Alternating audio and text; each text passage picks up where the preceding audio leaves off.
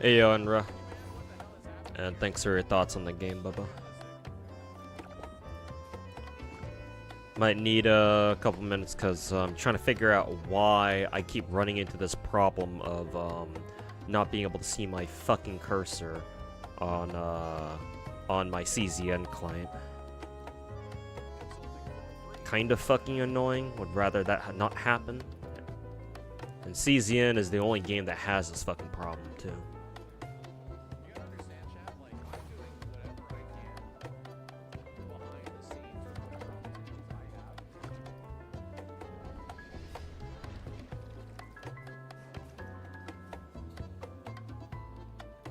Hey, Mid-Peace fan, welcome back.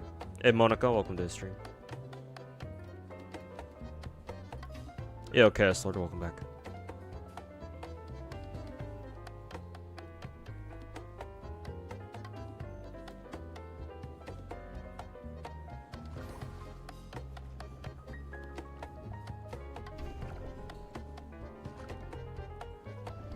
Recommendation to DNA, add some old hags with tits, and you'll play.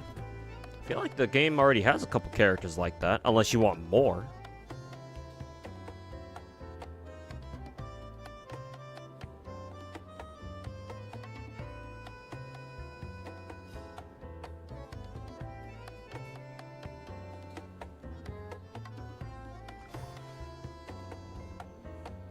Hey, yo, Clay Gaming, how's it going, man? Welcome to the stream.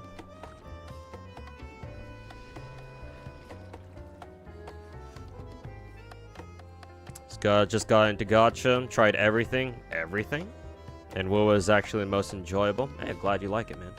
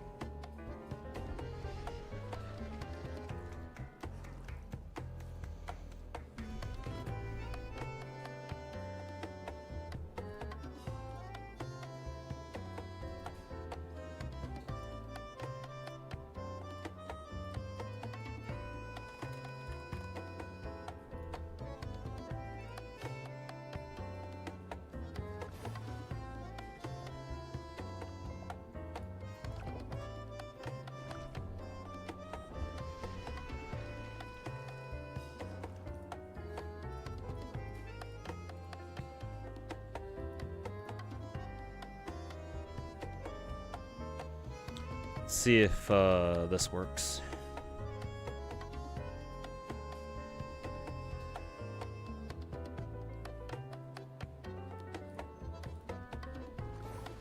Mouse is freaking out as usual.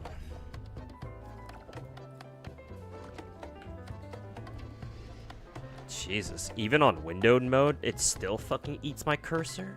Are you fucking shitting me?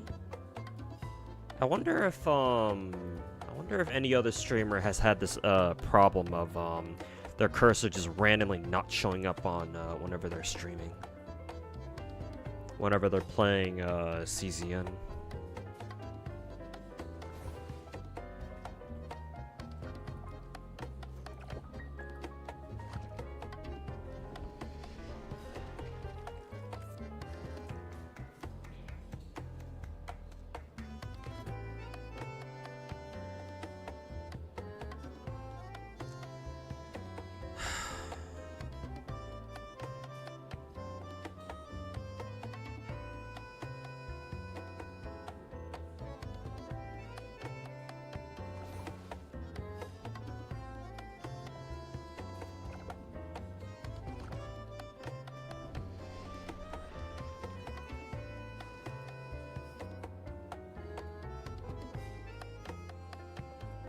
Let's see if this works. No, this does not work.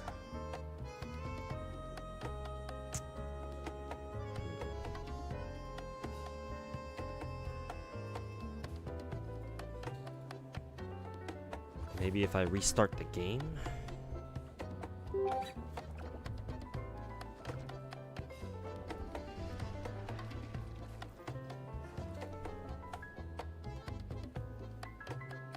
Nice video about the Limbus Company and Arknights collab. As an Arknights player, sad about it, but it is what it is. Yeah, I mean, obviously I'm not bashing that collab for it existing. I think it's still awesome that it happened. It's just, yeah.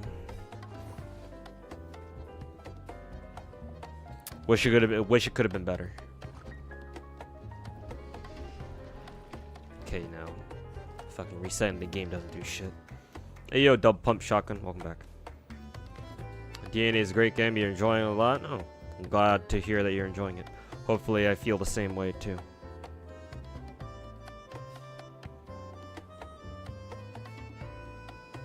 Nice Limbus video, by the way, too. Why is the nice in quotes, though? Is there something you'd like to tell me?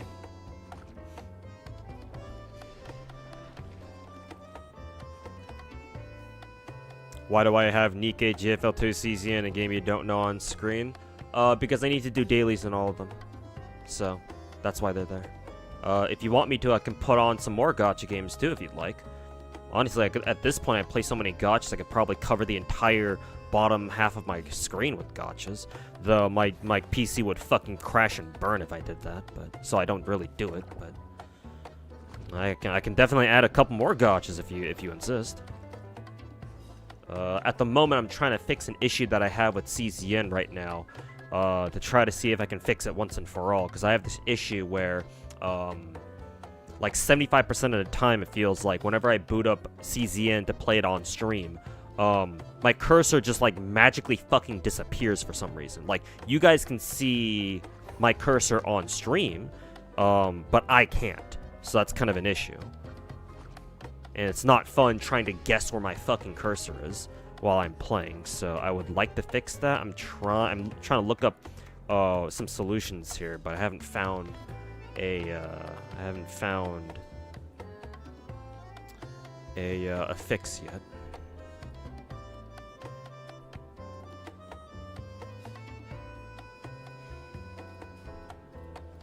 That doesn't work either.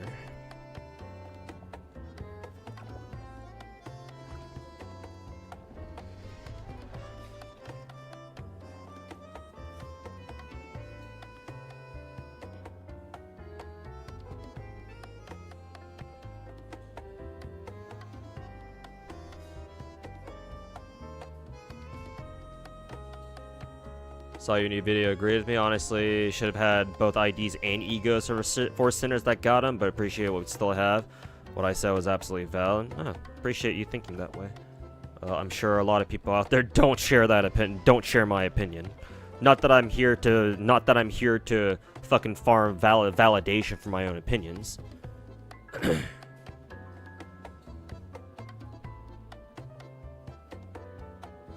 Last time I saw you, last time you were in my stream, I was grinding Zenless. I still need to grind Zenless, by the way.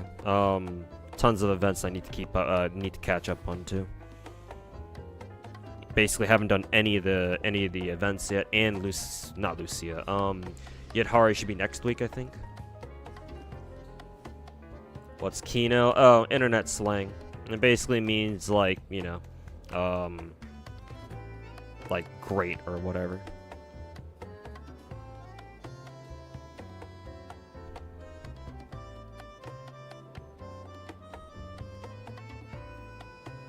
Oh, is that a link telling me what's going on? Let's see. This might be exactly what I need.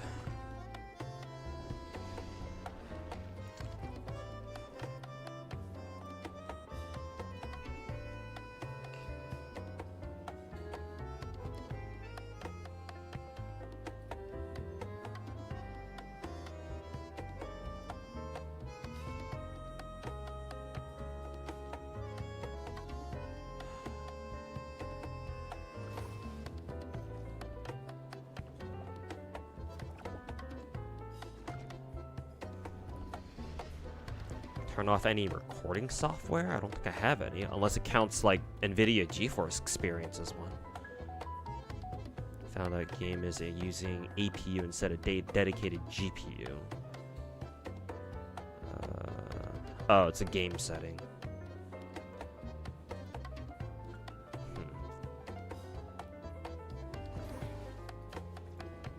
Shit.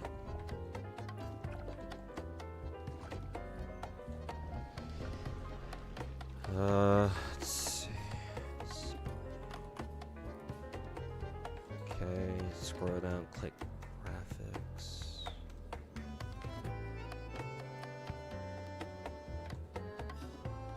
Click browse.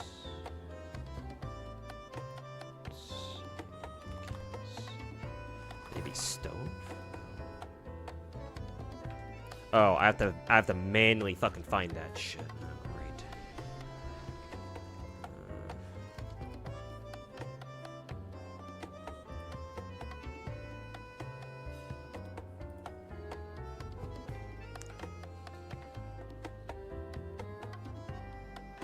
Click browse. Where the fuck is the browse option? Or where the fuck is the browse button?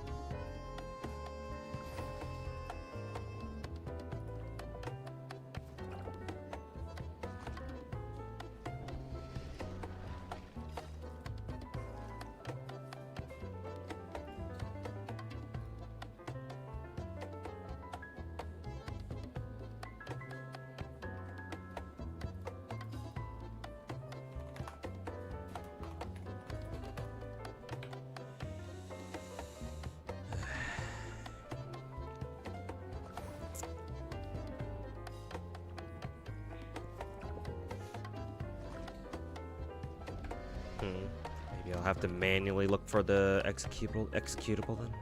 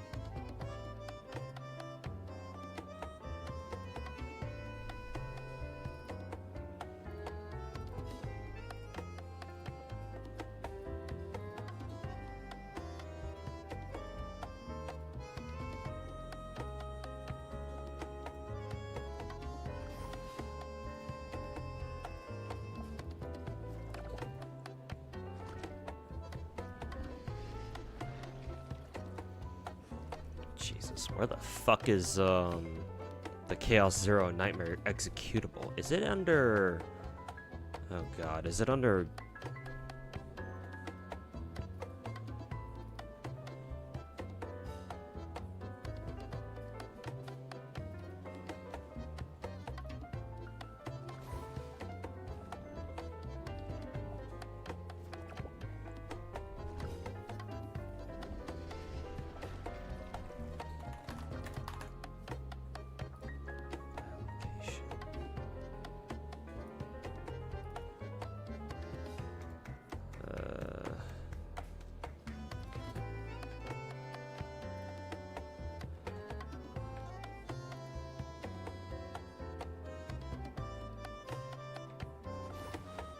Options high performance.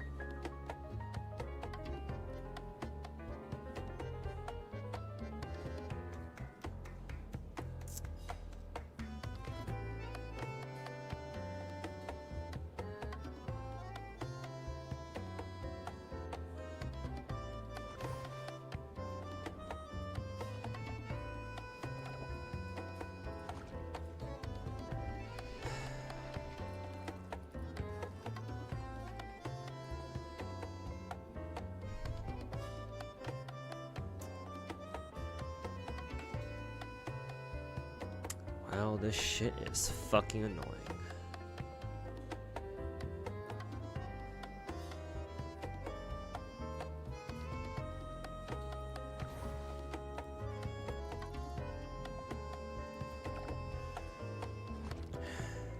Okay, well, I guess I'm just gonna have to deal with no fucking cursor for now. Don't want to hold up stream too much. Anyways.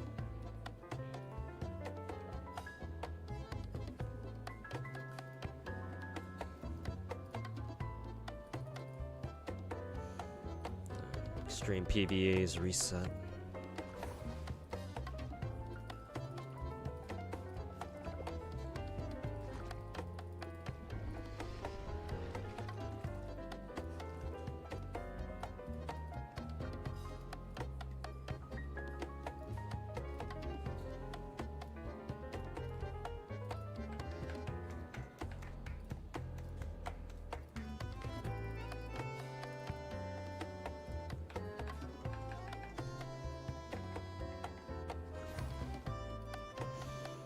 Anyways.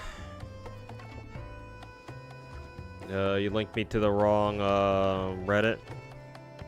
Oh, was it the wrong one? It doesn't matter, it didn't work anyway. Or at least the I was trying to follow their instructions, but they weren't accurate. Like I couldn't, like they're saying, oh, you have to go to your display graphics and you have to click on options. I don't even see the options option for me, so yeah, doesn't really work.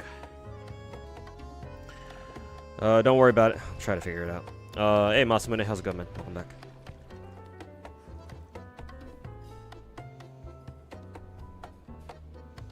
Well, Limus, you think it's a fair opinion, but you understand why it's impossible to add characters Limus when you start to play the game. Sure. I mean, I already said that. Hey, like that's fine. If you're talking, because I assume you're talking about lore. Hell, it could even be a technical thing on the part of Project Moon. But unfortunately, as much as I would like to understand that, I'm sorry. Characters. I prioritize characters in gacha games above all else. So if your collaboration event doesn't feature standalone characters, I'm sorry, that's kind of a dog shit collab. And there's, I don't know what you can say, not you specifically, just in general. Like, I don't know what can be said in defense of that. And besides, if you are watching the video, you'll know that, if you actually watched the video in its entirety, you would know that I specifically said in the middle of the video somewhere that, like, hey, I'm not here to try to, like, contest the lore of the game. Like, I'm aware that lore-wise, yeah, there's shit that explains that, oh, like, the new characters can't exist. So it's like, yeah, I acknowledge that if that's how they want to word it, fine. Just know that means that I think your collab is shit. Like, that's a line that I'm not willing to cross. What do you mean, kino or not? Oh, just internet slang, zoomer slang for just trying to find out if the game's actually good or not.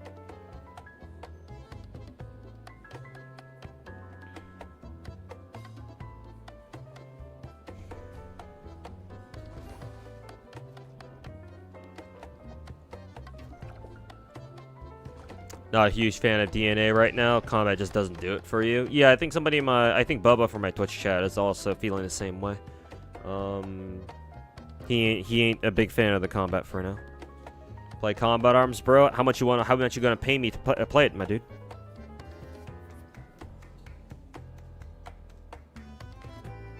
How much you offering?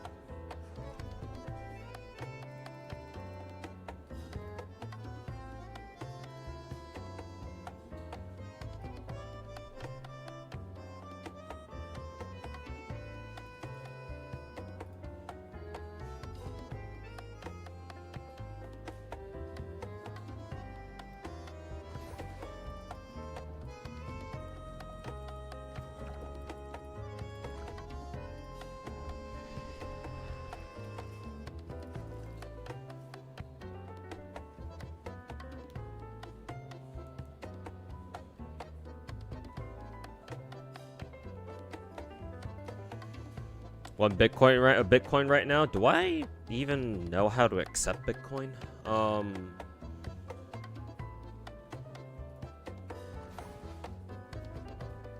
Actually, how much is Bitcoin even going for these days? Now that you bring up Bitcoin, I'm actually kind of curious.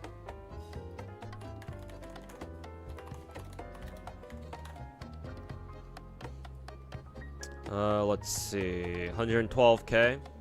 Cool. I'm surprised you had that kind of money. Just send me some proof that you got Bitcoin, and sure, send it on over. Once you send me proof, then I'll figure out how to set up something where I can accept Bitcoin. And if you want to send me over a Bitcoin, then sure, go right on ahead.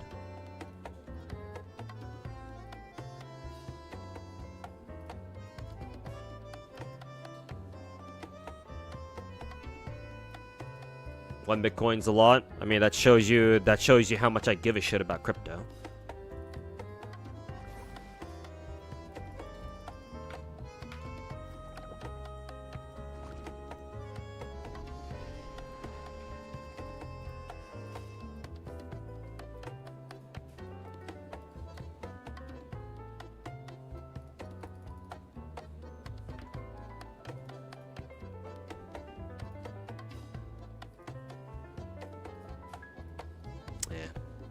No excursion with Tressa, I think.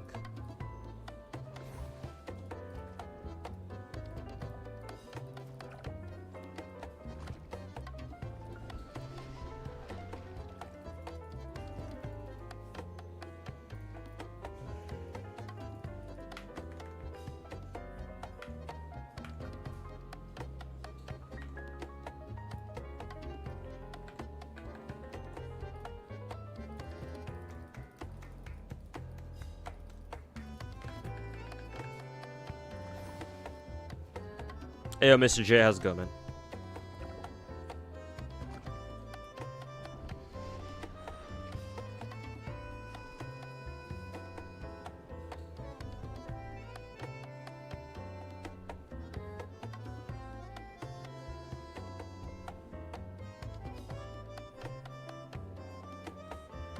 There are extra R&R you have to find to complete it. Do you have the tolerance for this?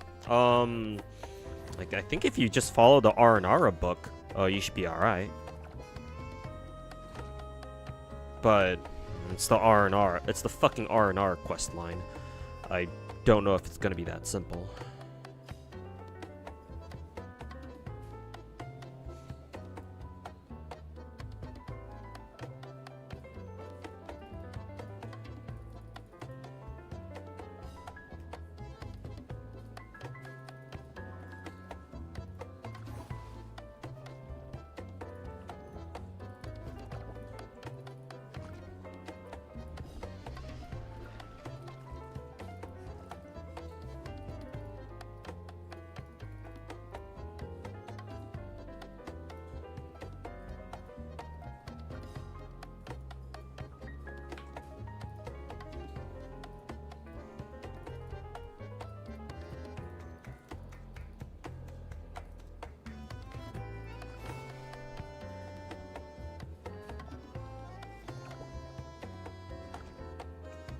Also, story is super generic so far. Thank God for having a skip option. Just judging from what people in my chat have been telling me, like, I made a joke when I talked about Ananta and DNA in a video, like, what, 2 weeks ago or something? I made a joke about how, oh, you know, fucking DNA is basically Chinese Warframe that they fucking assembled in a Temu warehouse somewhere. I wasn't expecting that to be kind of on the mark. That was not exactly my intention, but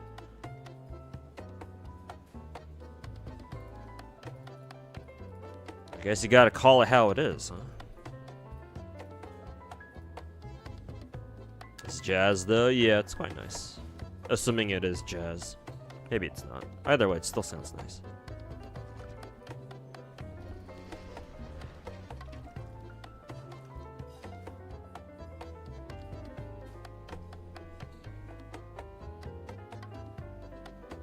What's this game? Duet Night Abyss. It's a new gacha that came... Oh, sorry. Not a gacha. I have to remember to call it a gacha-like. New gacha-like that came out yesterday? Yeah, yesterday. Quite literally yesterday. So, fresh off the press, fresh out of the servers in China.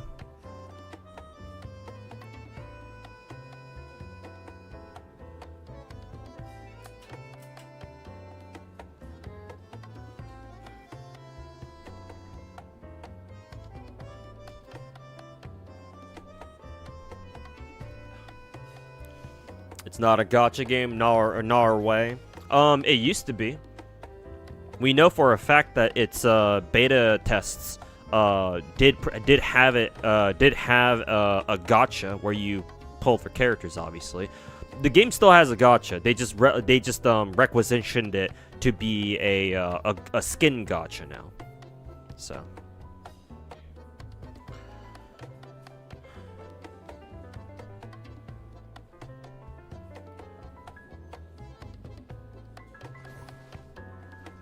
Timu Warframe.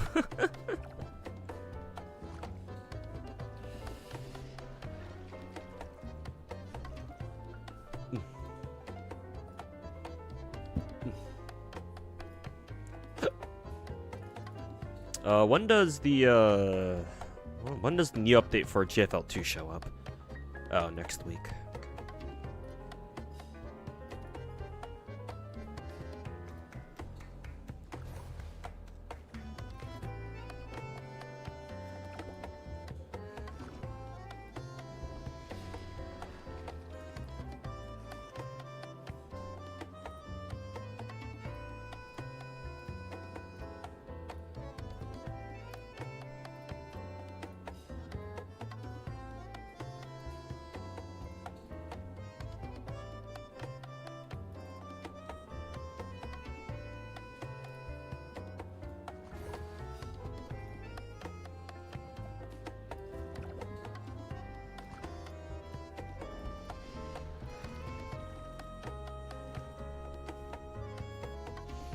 Why is Genshin so damn allergic to kill? Well, simple. I mean, I'm pretty sure you've heard me say the reason over and over, Bubba. It's because they're the biggest gacha game in the world. When you're the biggest gacha game in the world, you can do whatever you want. It's a combination of that and the developers being hopelessly out of touch with the players. Some degree of that.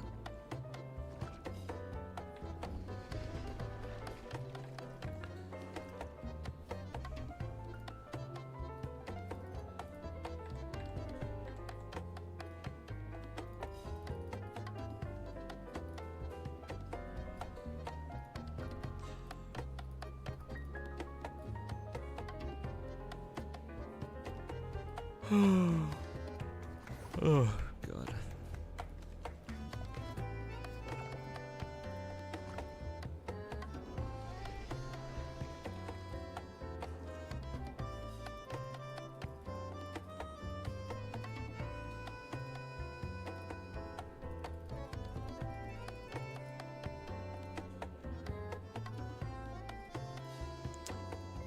Gotta fucking grind Ether Gazer events soon. Running out of time. Procrastinating on them as usual. Yeah, Omni stuff has going. Welcome back.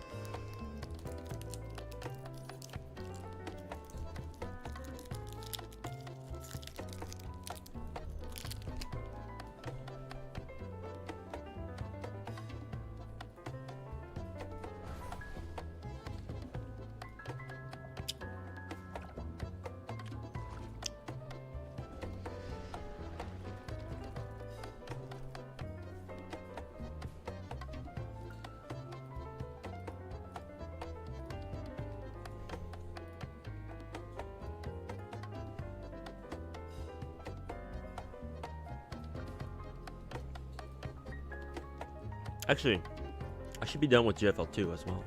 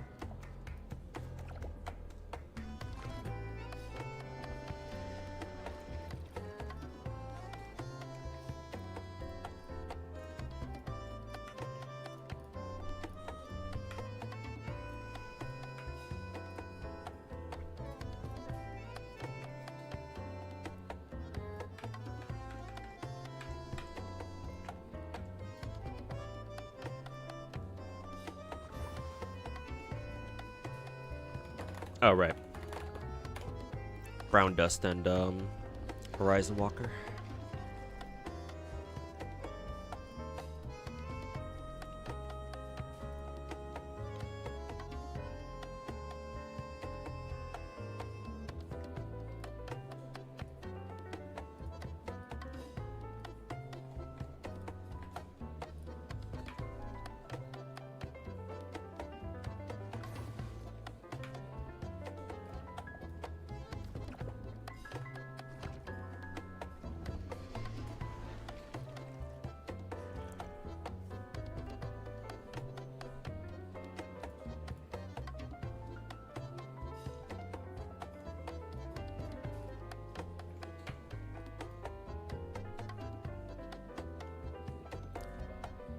Hey, Zizar.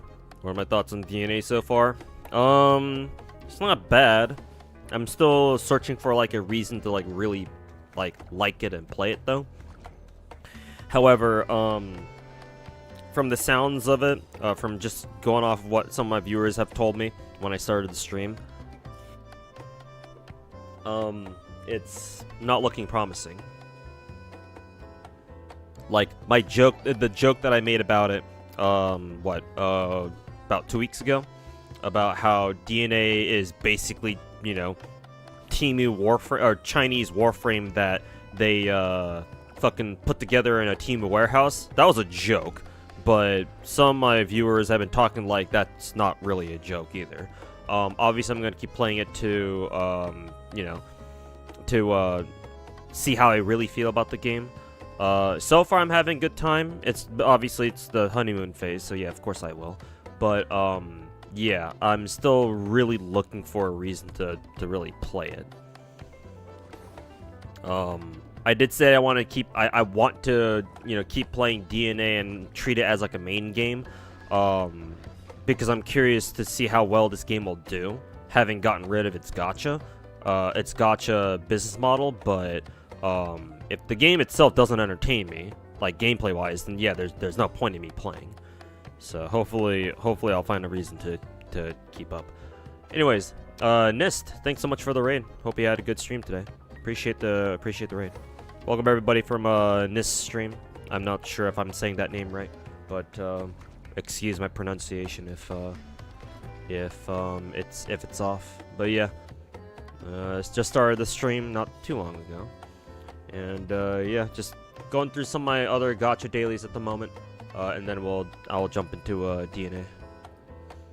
But yeah, appreciate the raid. Hope you had a good stream, and hope you have a good rest of your night, or you know, wherever you are around the world. Okay,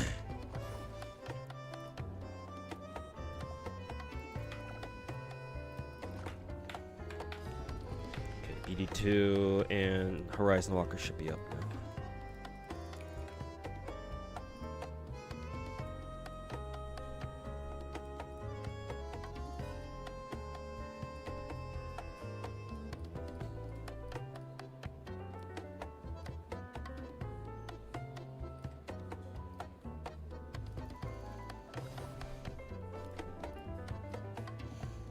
You mean from before? You also streamed at FGO years ago? Damn, alright.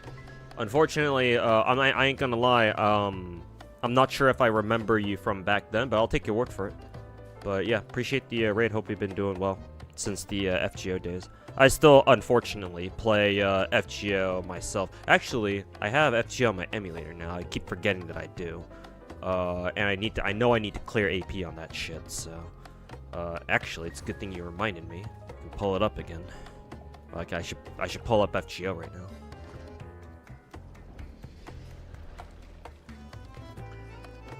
now. But yeah, hopefully you've been doing well. I'm not sure if you still play FGO or not. My guess is probably not.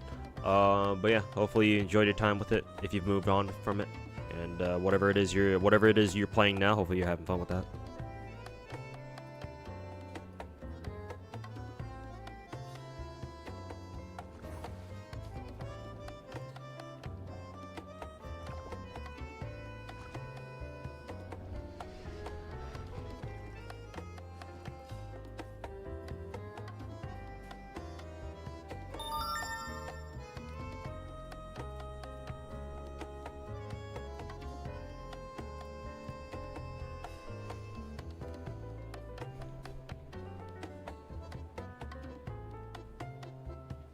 Let me catch up with chat before we got the raid. Before the raid came in.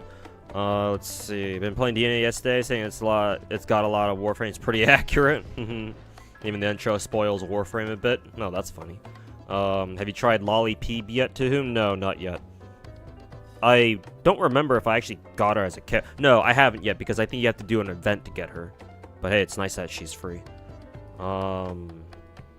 You see Tressa in lobby? Yeah, Tressa is by far my favorite character in the game. And we get her for free, so why do you fucking know? So yeah, that's great.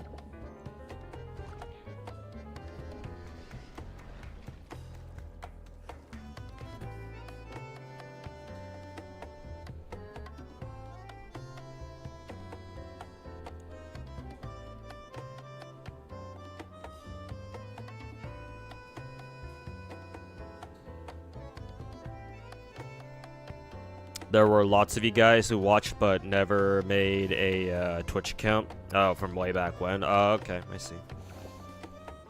You play Nikke or no? If you're asking me, Dinar, yes, you should be able to see Nikke on my bottom right. Unless you're not asking me, in which case, I apologize.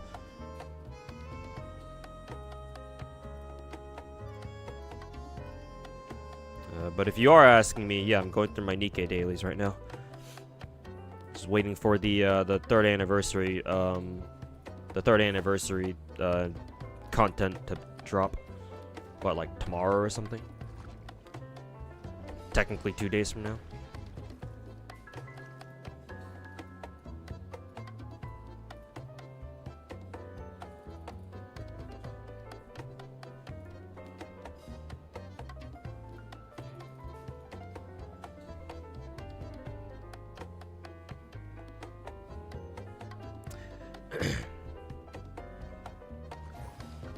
You have, but you always think about going back to FGO? Oh boy.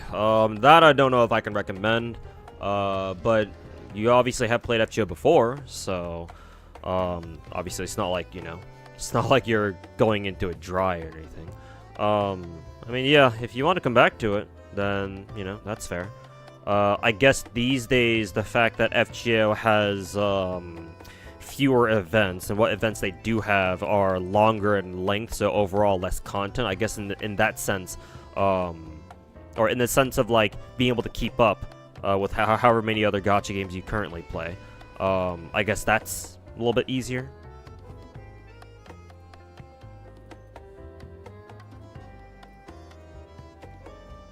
So yeah, it's up to you.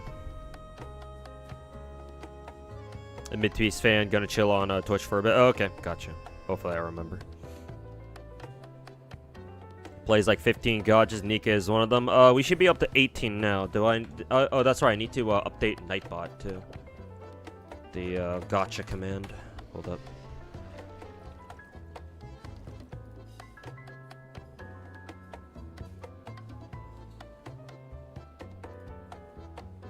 Yeah, we're up to 18 now.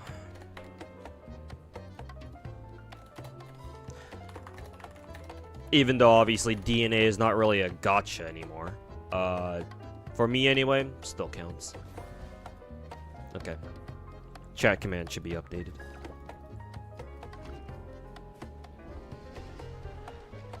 Oh boy. Am I gonna have to start playing Exedra on my Steam account? Oh boy. Oh, you got invited to the creator program of DNA even though you don't play. Is the game good? I'll be brutally honest with you. I don't know. What little I have played of it, it seems alright. Nothing, like, too revolutionary or anything. I mean, it does have, like, a shooter aspect to it. So, you know, me being a shooter, enjoyer, that's pretty cool. That's pretty cool. But, just from going off what some of my viewers have told me, the gameplay is quite literally a carbon copy of, like, Warframe, if you've ever played that game. And, like, the game, I guess the game doesn't really do anything to, like, make it more interesting. So, yeah, the gameplay itself is, like, maybe saying that it's got issues might be a bit much, but it's from what I've been told from some of my viewers, it's not very interesting. So make of that what you will. I would say if you are invited to the creator program, hey, I say grab the bag, get what you can out of it. I mean, that's what every other gacha content, that's what every other dog shit gacha content creator does. They always go for the bag. So, I would say, you know, I would encourage you to do the same.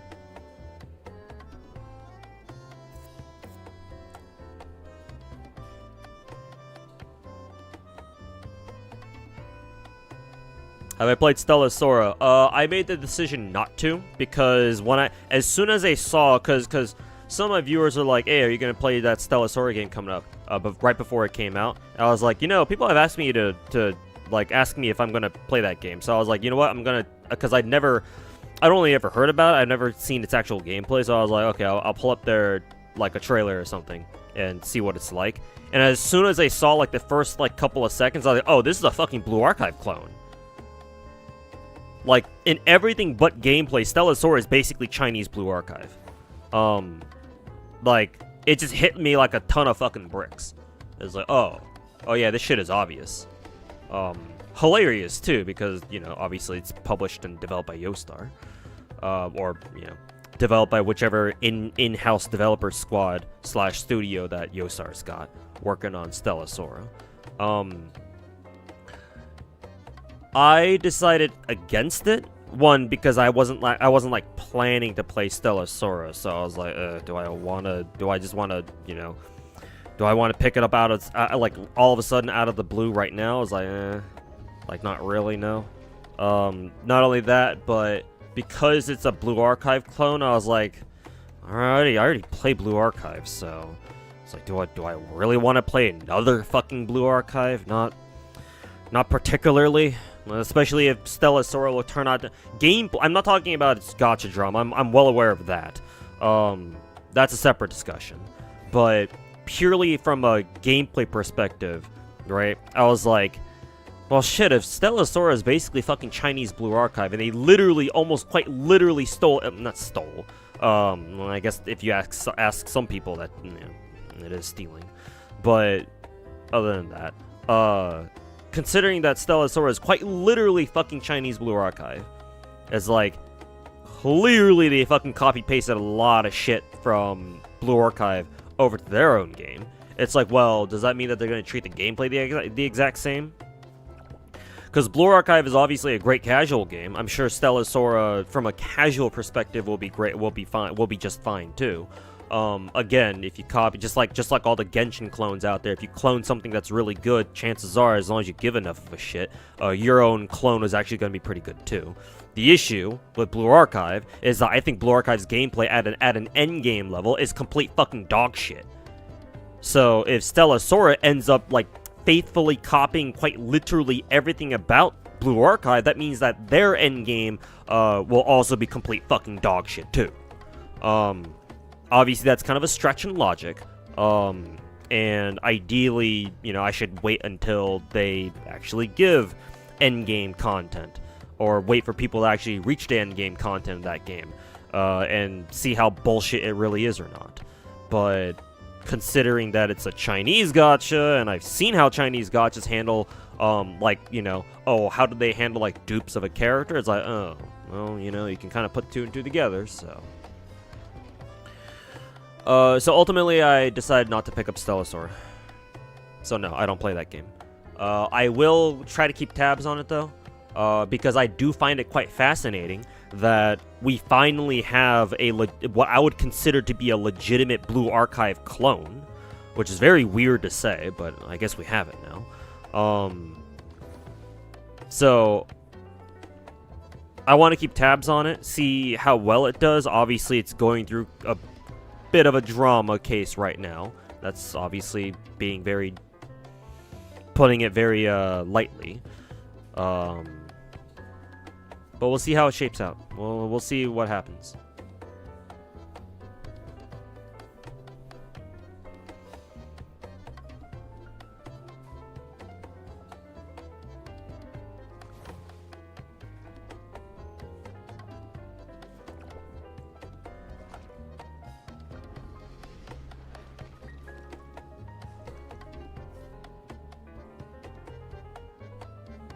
Have I sold out yet? No, not yet, unfortunately. I would like to, but not quite yet. Problem is that at this moment in time, I'm way too small of a streamer to get like sponsorship deals. Like I got some, but I don't know. I haven't really pulled the trigger on any of them yet. I mean, I guess it'd be cool if I got like actual gacha sponsors, but I'm still trying to abide by my own rule of like, oh, don't get sponsored by gachas, so that way I can say whatever the fuck I want about it, without having to feel guilty about or without having to feel like I'm breaching sponsor TOS or whatever. That and I got a side hustle now, and I've been making a bit of money off that. So I can afford not to take the sponsors if I don't have to. Obviously, I'll still be on the lookout for potential sponsors that I'm okay with taking. But no, not yet. Haven't sold out yet.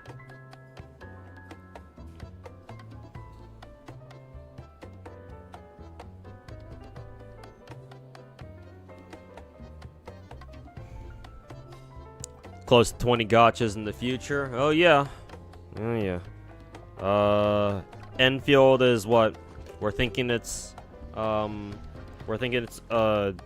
what, early next year? Winter next spring next year, though to be fair that could be as late as fucking April.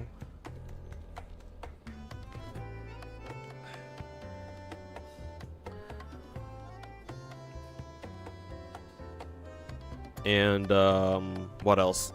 NTE. I expect NTE and Enfield to be the next two gachas to come out. So once those two do come out, well, I'll officially be at 20 gachas.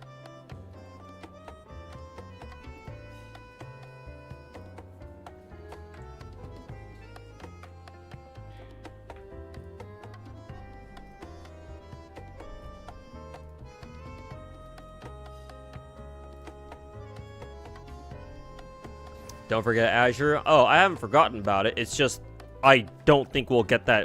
I don't think that game will come out anytime soon. It's got at least another year ahead of it in terms of dev time or development time.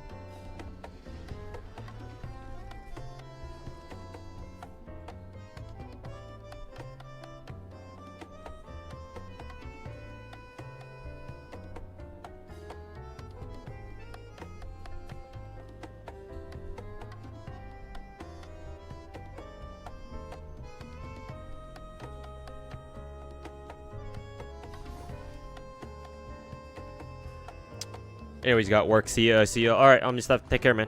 And hope you guys have a good day at work.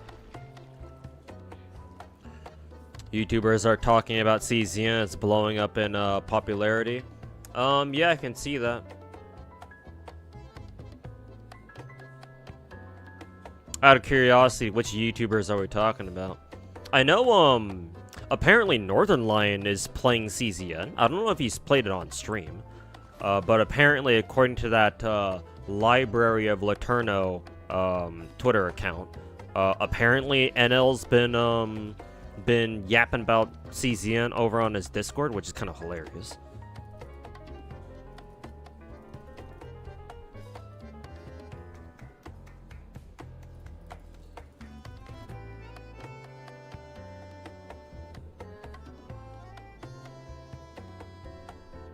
Or unless you mean, like, just smaller YouTubers. The only YouTuber not talking about CZN is Saint. I genuinely think CZN might be too hard for him.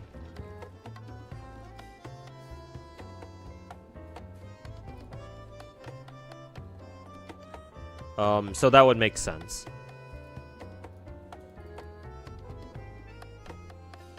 Gacha Smack is one of them? Well, I mean, yeah, as expected.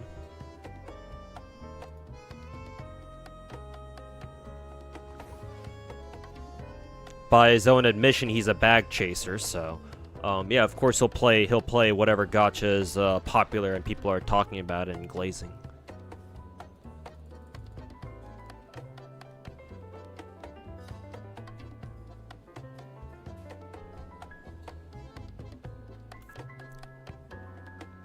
Ebby's been crashing out about DNA. Really? Does she not like it? I know she played DNA recently, either for her stream yesterday or at some point.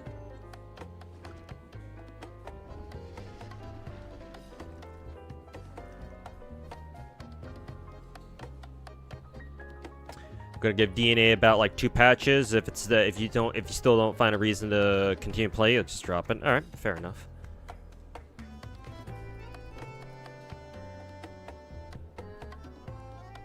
The clown got mad at legitimate people having problems with DNA's game optimization and called it astroturfing.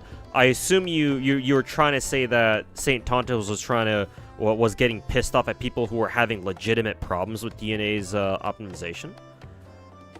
I don't know what you mean, but I don't know what I guess he means by astroturfing. What the fuck does that mean?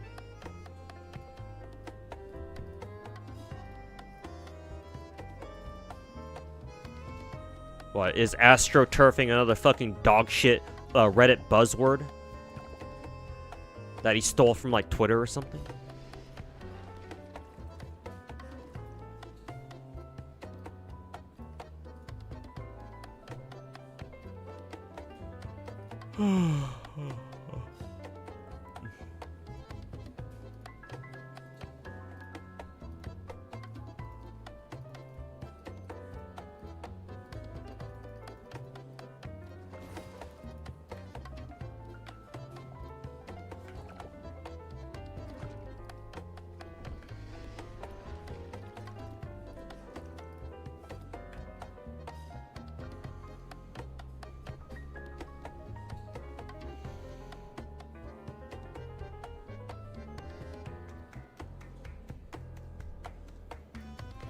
The comments put it better, but my opinion on the Limits collab is misinformed, as egos provide more to the game than something like Counterside. All respects, though. Since while you're still here, instead of just saying, "Oh, the comments put it better," how about you explain it to me then? Because obviously I have a stream to do, and I got stuff to do after stream, so I don't know if I'll be able to go back to the comments to see it. But like I don't know what that has to do with my stance that like, yeah, like no, like if a gacha is gonna do a collab, I better fucking see some units in that shit. But like again, since you're already here, how about you explain it?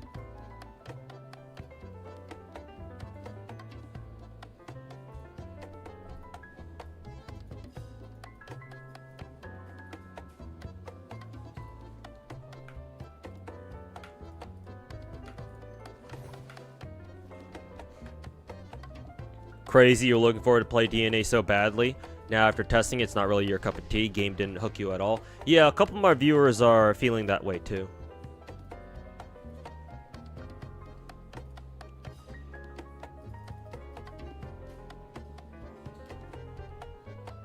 Like, I don't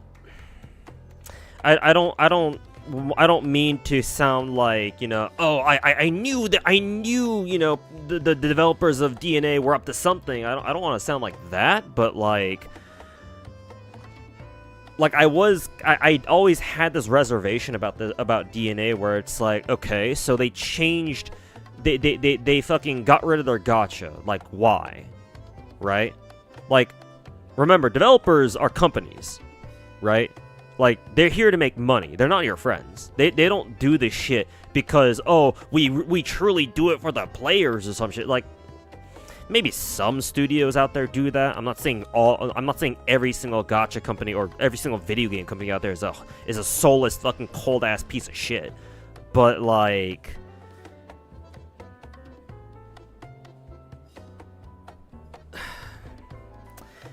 as far as gacha games go, it's like, bro, I've been in this space for long enough to know that if a gacha game intentionally purges themselves of gacha, there's probably something going on. Like, why did they do that? Is it perhaps that they know that their game itself is not really that interesting, and so they felt the need to like manufacture hype for their own game by telling everyone, oh yeah, we got rid of our gacha, please come play our game, or some shit like that. I don't know. Just throwing out guesses here. Like, I sure hope that wasn't the case. But yeah, maybe there was a reason why they went full, maybe there was a reason why they went full, no gacha mode. Well, I mean, minus the skin gacha, of course.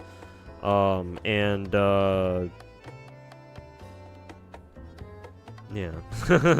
Maybe, perhaps there was a reason why. Maybe we're in the middle of finding out what that reason was. Is that talking about dabbing in your PFP? Yeah, it should be on my Twitch page, Twitch channel.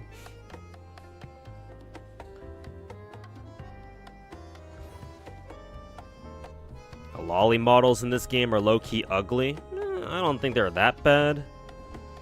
What, in DNA, right?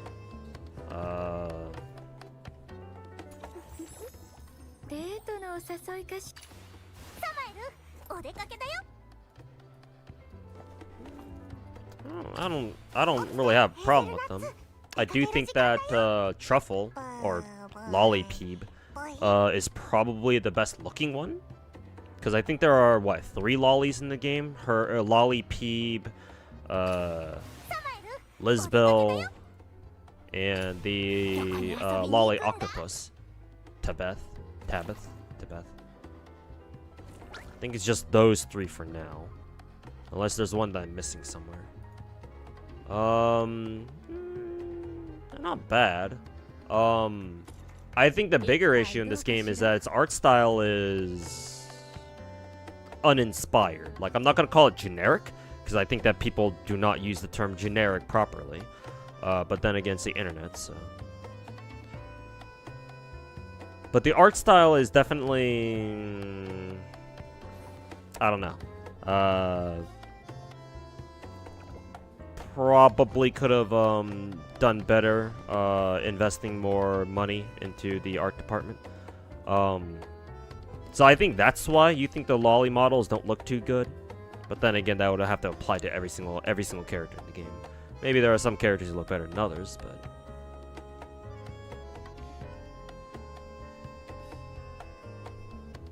according to Google, astroturfing means orchestrated marketing or public relations campaign in guise of unsolicited comments from members of the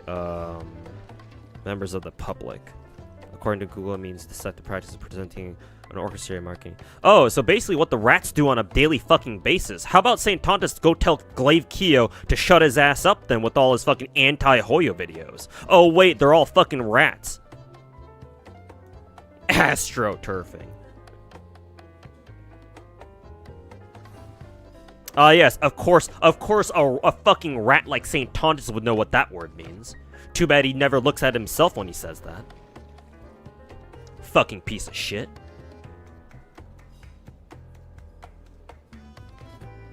Basically agenda pushing. Oh, the fucking irony. Oh, the fucking irony, dude. The agenda pusher accuses others of agenda pushing. Pot, meet, kettle.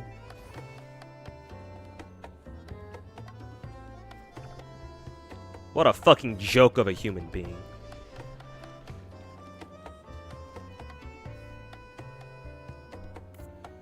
They got rid of the gacha, didn't fix any of the shit people were complaining about. Oh, well, that's a classic one. Where have I heard that one before?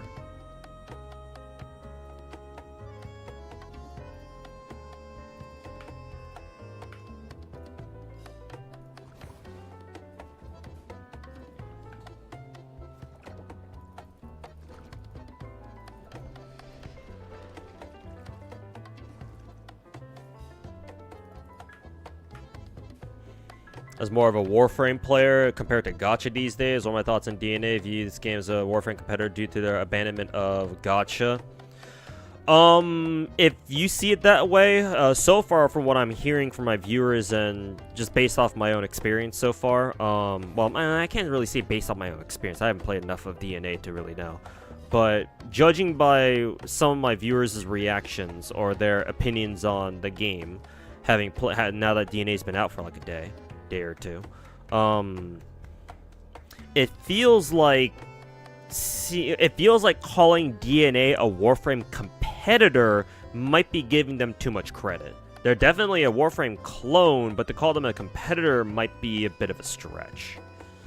We'll see. You know, WoW was certainly improved drastically since 1.0, so maybe DNA can do the same, but time will tell. I think for now, though, calling DNA a Warframe competitor, like I said before, might be a bit of a stretch. You might be giving them too much credit by calling them a competitor. But again, might change in the future.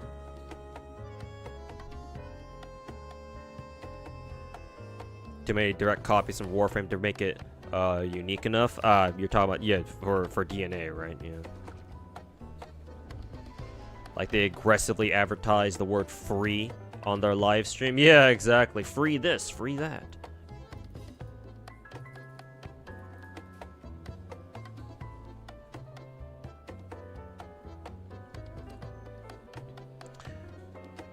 One guess you have is that the gacha market is so oversaturated these days. By making it a non-gacha, it's more of a competitor to looters like Warframe versus in D2. I feel like so many gachas these days launch and just fade into obscurity. Yeah, you're not wrong about that. I do want to say that I don't quite agree with your statement it's not even your statement. Plenty of people out there say, oh, the gacha market is too oversaturated, man, blah, blah, blah. No, it's not. People fucking love it when new gacha games come out. So clearly it's not that the market is oversaturated, because people will always find it in them. At least the gacha enjoyers will always find it in them to try a new gacha game. Whether or not the game can stay relevant, however, is another matter entirely. That depends on how good the game itself is and how much the developers are willing to support their game in a way that their players like post-launch. The main reason why gacha games, a lot of them anyway, fade into obscurity is because that's not because, oh, the gacha market is oversaturated. It's not because of some like overarching economic principle or anything. No, it's just the developers didn't do a good enough job supporting their game afterwards. Like most of the time. Because like, even if the market wasn't oversaturated, the same shit would happen anyway. If, you know... Yeah, if the gacha market wasn't oversaturated, yeah, you'd still find the same shit. Gacha games would still manage to fade into obscurity if the developers don't fucking work their asses off, keeping their game relevant. Like, giving their players a reason to stick around and keep playing.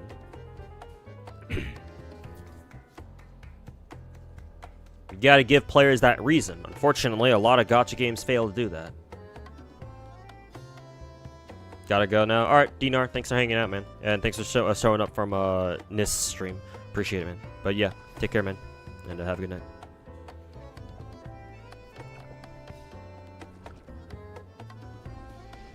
night. Deep enough in season to challenge memory of their version endgame? No, not yet. I still need to grind to get there. I'm woefully behind on that, so.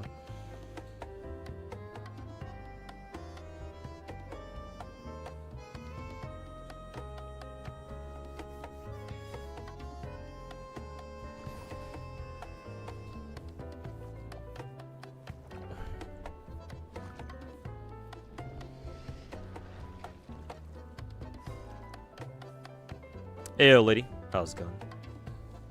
After playing WoW with PGR DNA, I feel like all the art styles are roughly the same. I mean, I made a comment earlier saying that DNA's art style kind of reminds me of WoW was, just a little bit worse, I think. Something along those lines.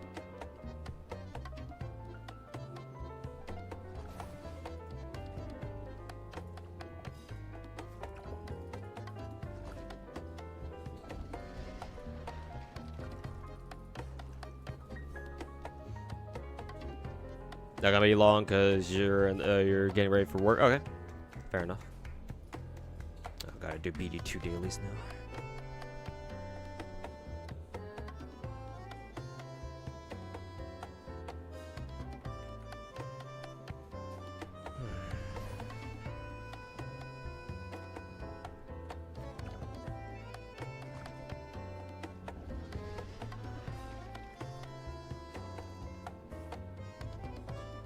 Yo, Fingal, welcome back.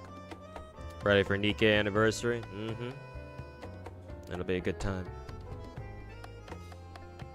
All the UE5 engine gotchas look the same to you.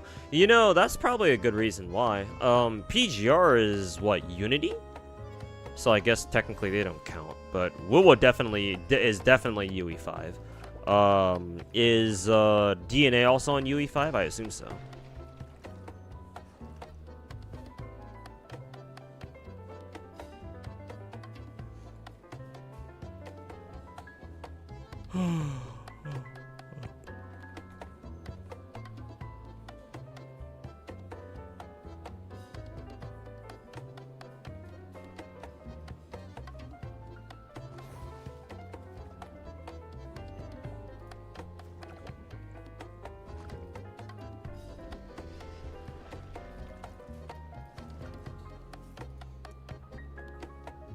One tapped segment today on Ether Gazer. Nice. Congrats. Weekend CZN only grind stream. We'll see. I don't know about all day, because remember, I have a side hustle. I work 7 days a week. So, I don't know about all day, but I do want to sit down and really grind out CZN, though, to be fair. And yeah, obviously the best time to do that would be during the weekend.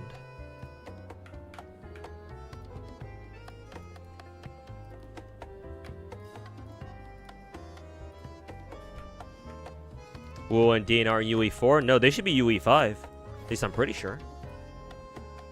Could be wrong about that, but last I checked, they were on UE5, not UE4.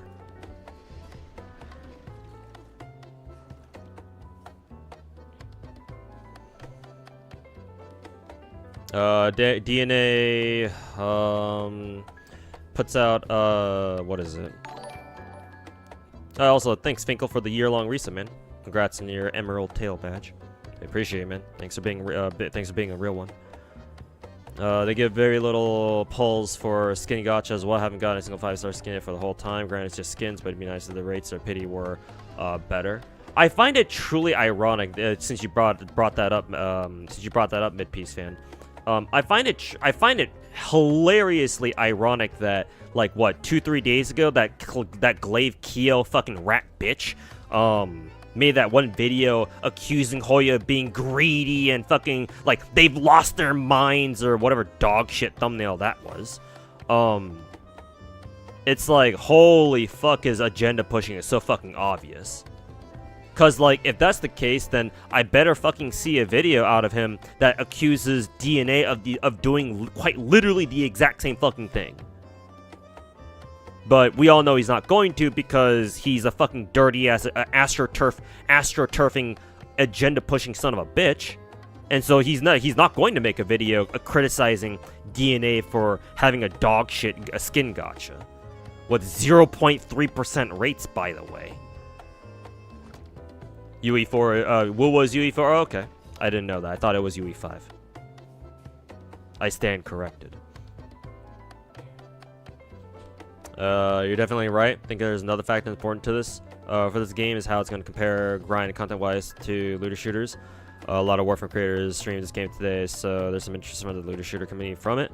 But it could be the case like for Sun where that game was so pay to win and grindy compared to Warframe there's literally no reason to play aside from like titties and ass. Yeah, we'll see. I made a video 2 weeks ago. I'm assuming you didn't watch it.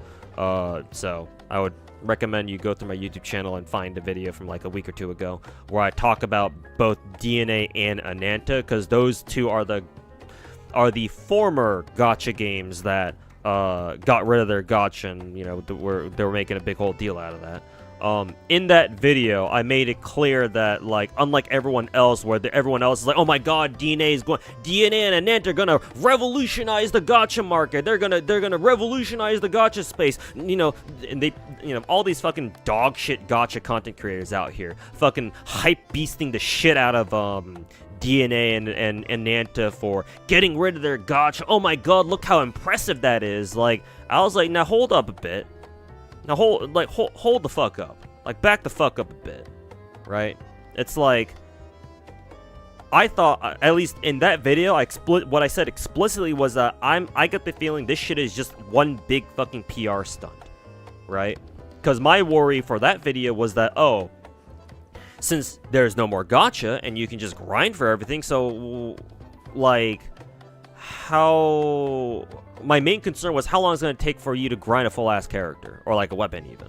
Like, how long is that going to take, you know? Because, like, we already knew that in DNA, it's possible for you to just straight-up buy a character, right? However much that ends up costing. I think somebody in my, I think my chat yesterday told me that, oh, it costs like $65 for a character, which, hey, if you compare that shit to all our other gacha games out there, yeah, that's a fucking hell of a steal, but, like, at that point, it's like, well, technically, DNA is no longer a gacha, so our point of reference is no longer other gacha games. That would be an inaccurate analogy or comparison. Now we gotta start comparing DNA to, like, Warframe, right? Like, how long, if it's possible to farm, like, a full-ass character, or I've never played Warframe before, so I don't know how it works in that game, but assuming that Warframe has something very similar, if not identical to the whole, like, oh, you can grind a full-ass character, or you can grind a full-ass weapon in that game, it's like, well, now we gotta start comparing DNA to Warframe, right? And, like, how much it costs in Warframe to buy a full character, or buy a full-ass weapon, right? How much does it cost in those games? Because, like, if DNA is selling these things for, is selling characters, full-ass characters and dupes, I guess, for $65? Like, forget gacha games, like, $65 is still a lot of money, dude. That's almost enough money to buy a full-ass AAA game, you know? And if Warframe's prices are still better than that, then, well, guess what? Buying a character is still kind of ass. Not to mention the mere existence of that kind of option, the existence of that microtransaction. And again, they've told us that you can just straight up buy dupes if you want. Even back when that stream that they gave us like a month or two ago. At that point, it's like, okay, since we know that's an option that you can do, or that some people can use at least, how long are they gonna make the grind? Because, like, they're a gacha game, or no longer a gacha game, which means that they can no longer rely on, like, the usual gacha business model to make them a whole shit ton of money. Which means they gotta make money somehow from somewhere, right? Obviously, they're shoving out, they're pushing out a lot of cosmetics, which that's good, at least from my point of view, in terms of, like, in terms of the making money perspective. But it seems like they're also trying to augment that. They're also trying to supplement that with by giving their players the ability to just straight up buy character dupes, and hell, even their signature weapons too.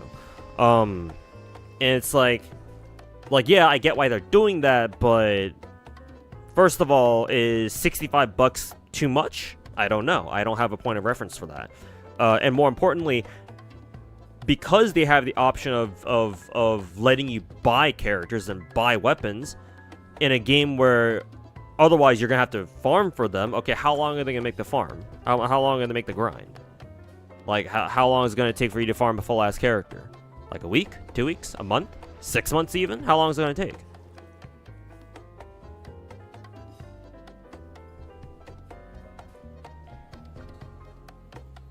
So yeah, definitely the question that's at least on my mind. We'll see how it works out. But yeah, guess we'll find out. Will I ever whale again in a gacha when I'm financially stable again? If I can become financially stable and I make enough money per month to justify whaling, yes, I absolutely would. I'm just not there yet. So, and it's probably gonna be a very long time before I am. Yeah, I ain't gonna lie to you, man. Like, my name isn't fucking MTashed or any of these other dog shit gacha content creators who are super scared of like spending money on gacha because they think that their viewers are gonna think less of them or some shit, some lame ass fucking pussy ass shit like that. Like, nah, bruh. I love gacha games. Collecting all the characters that a gacha offers is kind of my thing. And if spending money is how I'm gonna do that shit, then fuck it. We ball.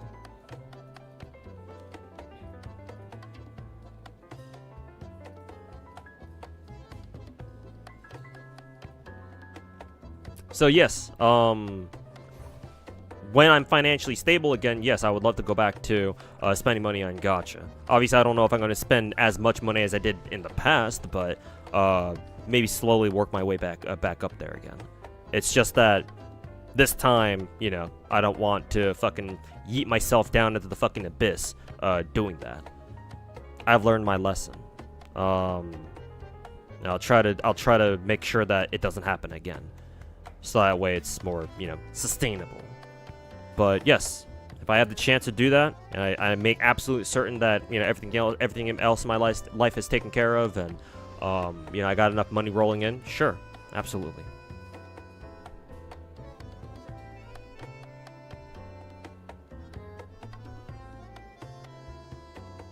Emma Dow, welcome back, man.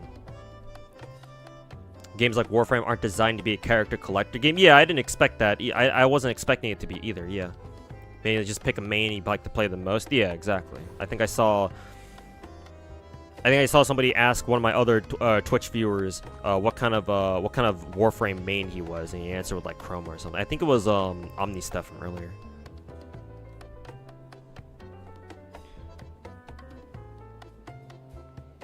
What the fuck is the term astroturf? Oh, apparently astroturfing is like a fancier way of saying agenda pushing. Yeah, Carafangs, welcome back.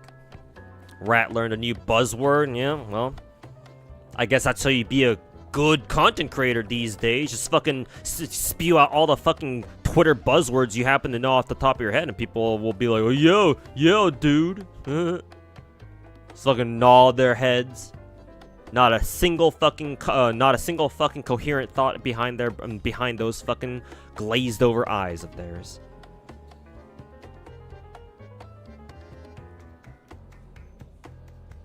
Probably a good idea. Oh, and welcome to the stream, Avid May. I don't know how to say your name, but welcome to the stream. Probably a good idea. UE5 has massive problems with open world games. Don't know why game devs are so fucking stubborn with it. Oh, okay. Well, that makes sense then.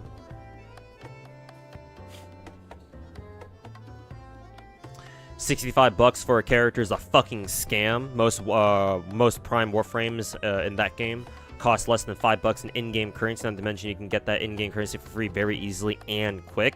Damn. All right. I guess then yeah, it was because in that video that I talked about, Mr. White, that I put out two weeks ago or so, where I was talking about, hey, like, back the fuck up, you know, I ain't buying into the hype just yet. I've decided to call gacha games, well, they're not gachas, but I've decided to call games like Duet Night Abyss and Ananta gacha likes. Because, like, people were telling me, I remember people leaving comments on that video 2 weeks ago being like, well, you can't call them gachas anymore because they got rid of their gacha. But I was like, yeah, you're right, but they're still very clearly inspired by gacha games. And it's like, shit, man, you telling me that, in Warframe you can buy like characters or whatever, or maybe that's not an accurate way to put it, but like whatever the equivalent of buying characters is, like you're telling me they fucking cost less than $5? And not only that, you can fucking grind that shit out super easily too. You don't even have to buy them. It's like, well, shit, man. It's like I feel even more vindicated now. It's like, yeah, I will continue to call these fucking these games gacha likes. Thank you very much. Like, you know, games like Duet Night Abyss and Ananta. It's like, if you don't want to call them gacha, that's fine. But, you know, maybe you know, I'll slip up and call it a gacha every now and then, and I ain't gonna apologize for that.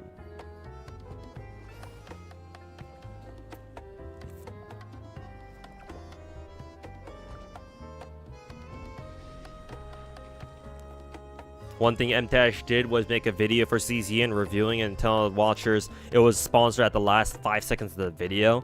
I'm actually curious. Does that actually break any, I don't know if there would be laws dictating this or anything, but I wonder if, you know. Because, like, at least if you're streaming it, right, you can tell if, usually, whenever streamers are doing doing sponsored content, they will tell you in the stream title itself. You'll see them put like hashtag ad at the very end or some shit. I don't know what kind of sponsorship etiquette exists for like YouTubers, but I feel like you doing a sponsored video and then telling your viewers at the last 5 seconds of the video that it's sponsored is kind of a dick move. I mean, I wouldn't know. I don't do sponsored content. Or at least I haven't yet. I don't know. If I did a sponsored video, I don't know about y'all, but I would at least, you know, make it a point to tell you guys in the beginning that, oh yeah, you know, this video is sponsored by so and so. Like hell, I've seen like other non-gacha videos, so like other videos I just watch for fun that have nothing to do with gacha. Like for example, I watched this this van life YouTuber and Instagrammer / TikToker named Ryan Toomey. He's an American guy who lives out. He's been living out of his self-converted camper van for like the past like 2 years or so, and he just, you know, he makes money, or he makes a living off of just, you know, vlogging and putting up like Instagram reels and TikTok stuff of him just, you know, recording his daily life and his adventures on his van life lifestyle. And he does sponsors, obviously. A lot of YouTubers out there who make a living off of making content do, naturally. And, you know, whenever they do a sponsor segment, it's very obvious that they're doing a sponsor segment, right? It's like like Ryan, the YouTuber I was talking about, like I want to say he starts off his sponsor segments by saying, "Oh, this video is sponsored by so and so." Right? He'll either say that at the very beginning, where it's like, "Oh yeah, I'm gonna do a sponsor segment later, and this video is sponsored by this one, like this product or whatever, this service." And then later in the video, he gets into the segment where he actually chills for the thing, and then, yeah, it's all cool because he already told you, like, straight up that it's a sponsor segment. So for MTash if that's true, man, if MTash is doing sponsored videos and he doesn't tell his viewers until like the very last fucking 5 minutes, like not even 5 minutes, 5 seconds of the fucking video, maybe there's not like a rule against that, but holy fuck, that shit is scummy.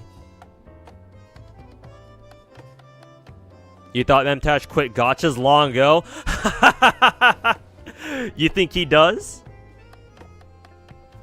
Like, don't take this the wrong way, Rex, but do you really think a fucking gacha content creator like MTash will ever truly quit gacha?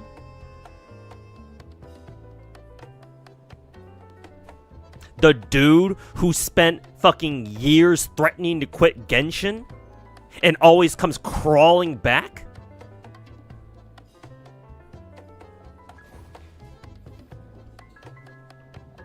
Maybe, I guess, but hey, I didn't see him that way.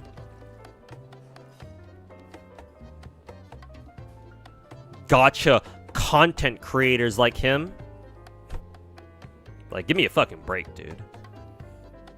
At least Gacha Smack, at least I don't have as big of a problem with Gacha Smack, because Gacha Smack has admitted, apparently, from what I hear, at least Gacha Smack has admitted that, oh yeah, he only does gacha content to get the bag. Like, he's only doing it because he knows that gacha content makes him the money, right? Gacha content is where the money's at. Like, at least he was honest about it. At least he's actually fucking said it out loud. I don't know if MTash or fucking Styx have said the same shit too.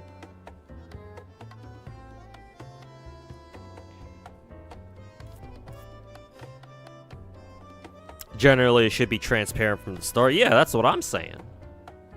Like, even streamers, even most streamers that I see do sponsored content even make sure to say that shit too. It's like, hey, well, I'm gonna play this game. It's like, thanks to this game or something like that for sponsoring this segment of the stream, blah blah blah. Even streamers do that. For fucking crying out loud.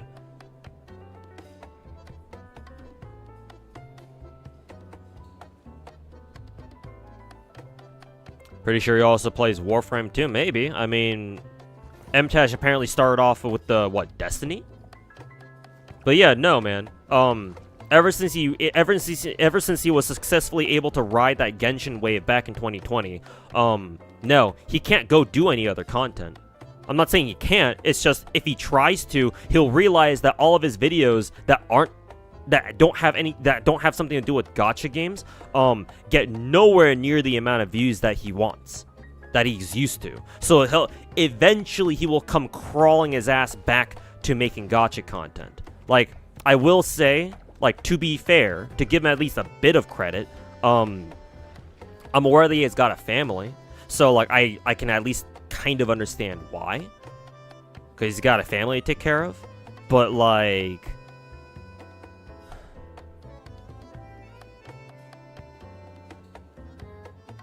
it's like I kind of wish he was still a bit. I kind of wish more gacha content creators are a bit more transparent, you know.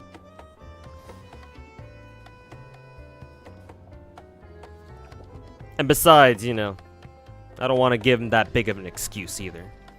I mean, Taboro, we've already seen the likes of Taboro fucking try to use his medical anxiety or some shit and hide behind that shit in order to make dog shit content.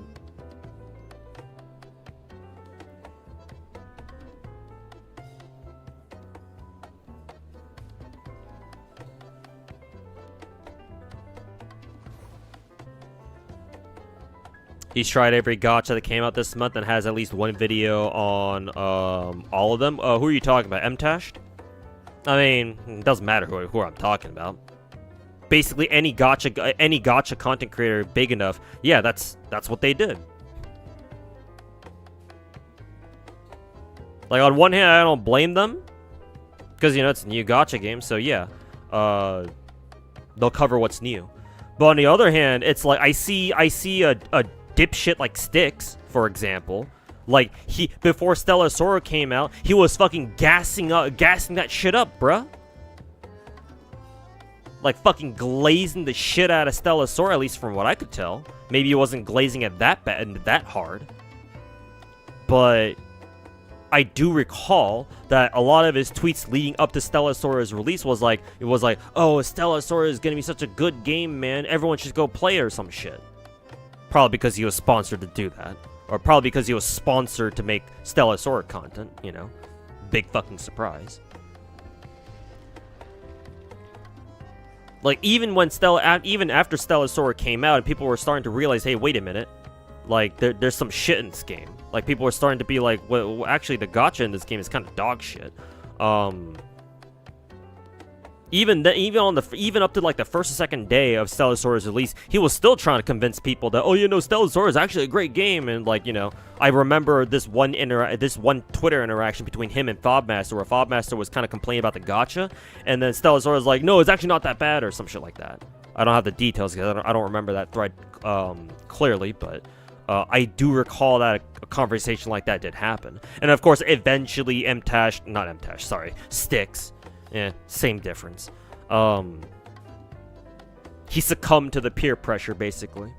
Couldn't defend Stellar Sora anymore, so he just, you know, he turned coat on Stellar Sora and was like, you know, start bashing that just like everyone else did.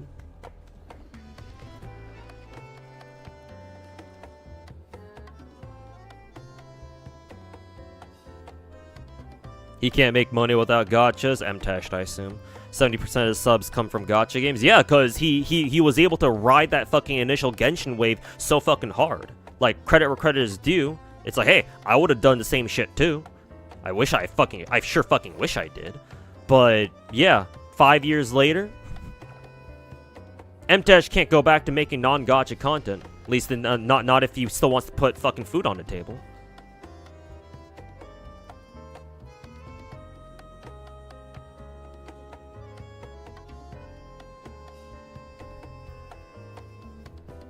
He's gone on record saying he doesn't need to make videos at this point. Who, MTash? So why does he still make gacha videos then?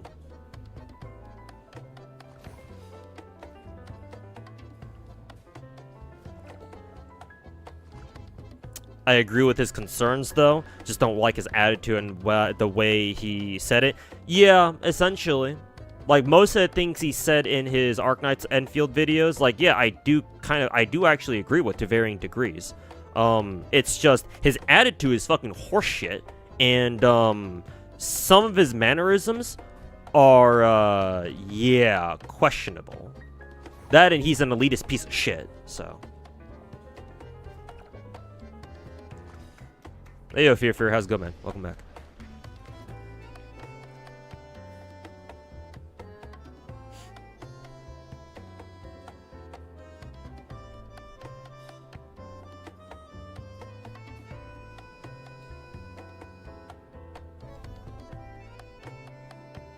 Styx is terrible. You told your brother to stop watching him.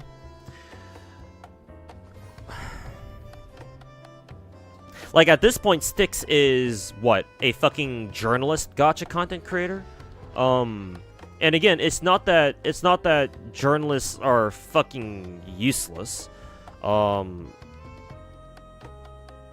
like, I don't have a problem with people, like, making general content on gacha games. Like, there is... Like content creators like that, where like, oh, their job or their like niche in the the content creation space in general, or whichever like niche on the internet that they're part of, it's like, yeah, if they're like, I don't have a problem with content creators who you want to make it their job or their responsibility to like stylize their content in a way where, like, oh, they're the ones like bringing news to the players, like they're letting their viewers know that, oh, there are these new up and coming gacha games coming out that, you know, maybe you guys might be interested in. Maybe you can go check them out when they come out. Like, that's no problem. The issue is that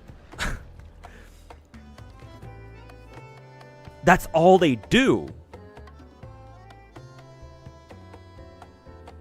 And they don't even play enough gacha games to know what the fuck they're talking about whenever they try to have an opinion on something.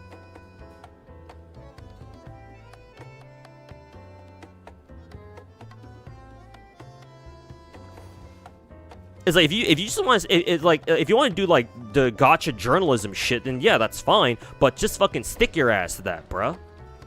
Like, what the fuck are you doing putting out opinionated pieces on this shit now? Well, I guess they call them journalists for a fucking reason.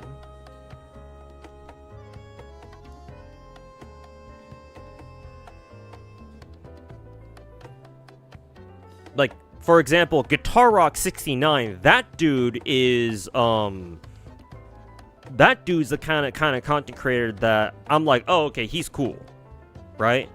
Like, cause he does the more, I don't know if he's like a full-blown gacha journalist like fucking Styx and M-Tash are at this point. But, you know, he does cover like gacha news and stuff, at least for the gacha games that he plays.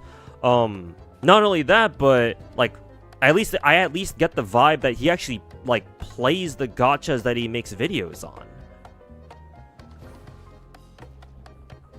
Unlike those other fucking... Do I want to finish that sentence? Probably not.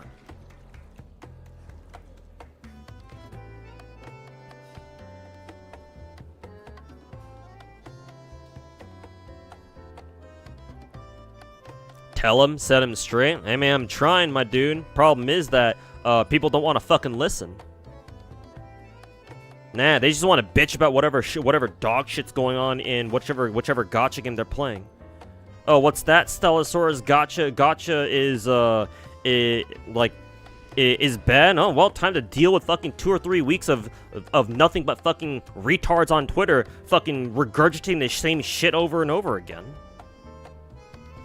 I think I recall another game whose players, or at least a lot of them anyway, not all of them, but a lot of them, tend to do that shit. Some game called Woo or some shit like that, I don't know.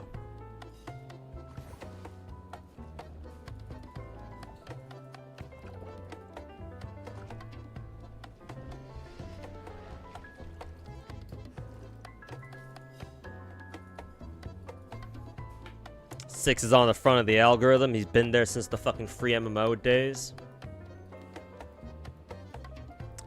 Fucking clout-chasing pieces of fucking worthless shit.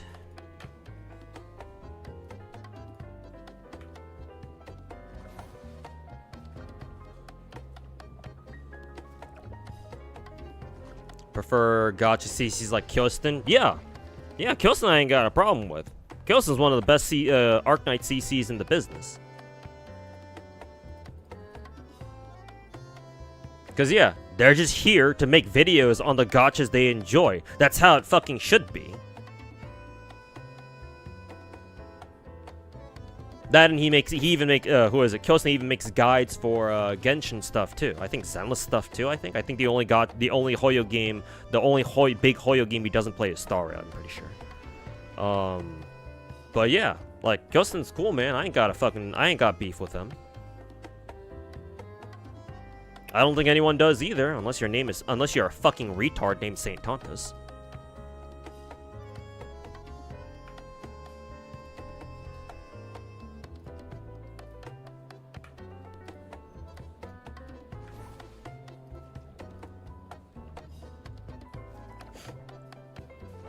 Guide makers are the actual gacha CCs to you. Anybody who enjoys playing the gacha games they play, and if they want to discuss like opinionated stuff, if they can talk about them in at least as objectively as possible, like I would consider them to be a gacha content creator. The ones I don't consider to be gacha content creators are anyone who just fucking chases the bag, chases clout, only puts up gacha content because that's what gets them the fucking clicks and views that they're used to. Like, they can all go fuck themselves.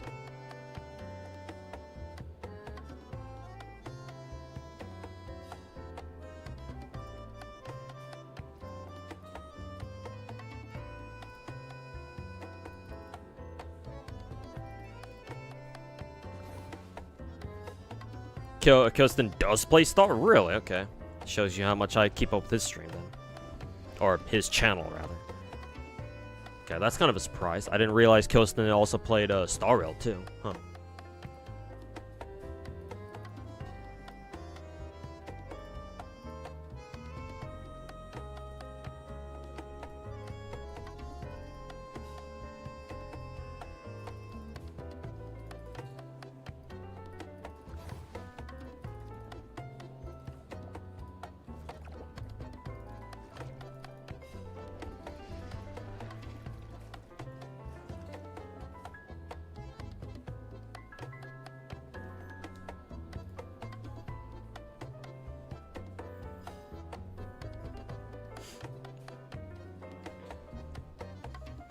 You prefer Ekojin? Yeah, Ekojin's good too.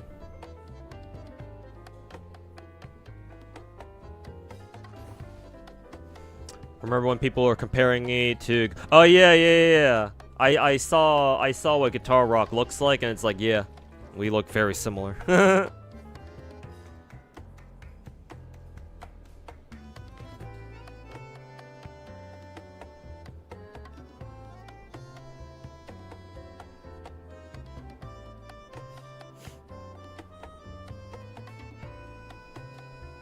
You lost your Arknight's account. Did you lose it back when back when Yostar was like telling people, oh yeah, we're going to discontinue some of the like login stuff like that? Cause yeah, I know what that fucking feels like, dude.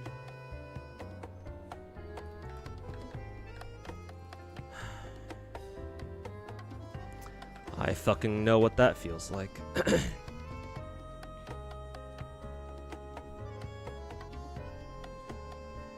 Yeah, Thesia, welcome back.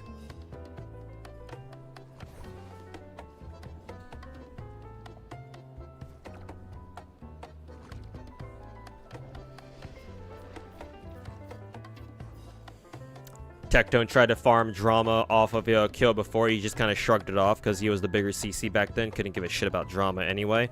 Damn. I guess if you're a rat, if you once a rat, always a rat, huh? Eh. Not that I didn't know that shit before.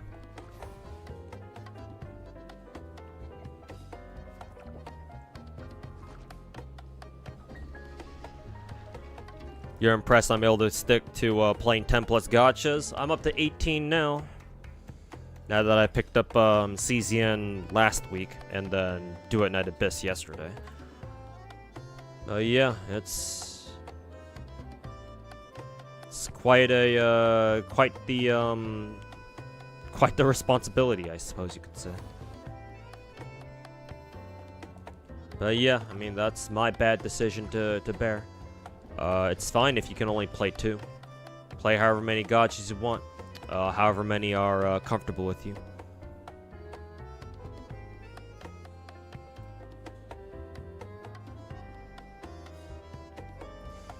You were on and off for Arc Knights. Didn't realize the changes that USR was implementing. Yeah. I know how. Again, I know how that fucking feels.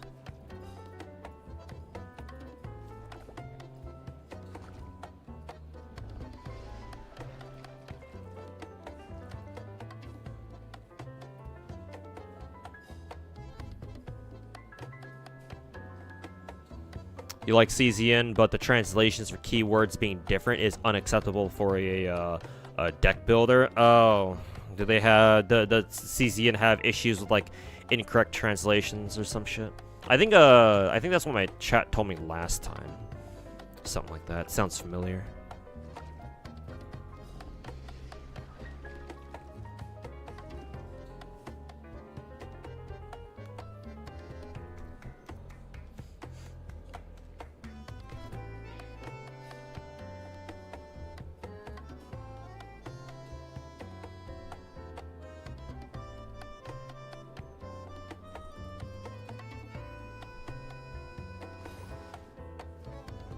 Or like not properly explained.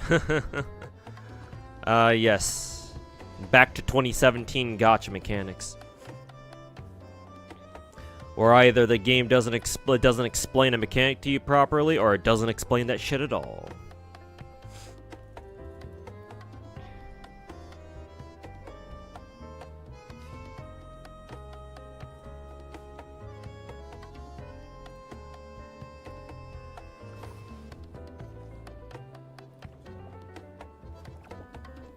Okay, time to start logging out of some of my gachas here. So we can get out of a snow break.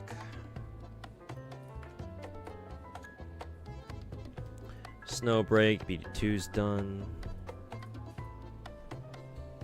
Or Horizon Walker, rather. Exit out of that. FGO should almost be done. Same with the BD2.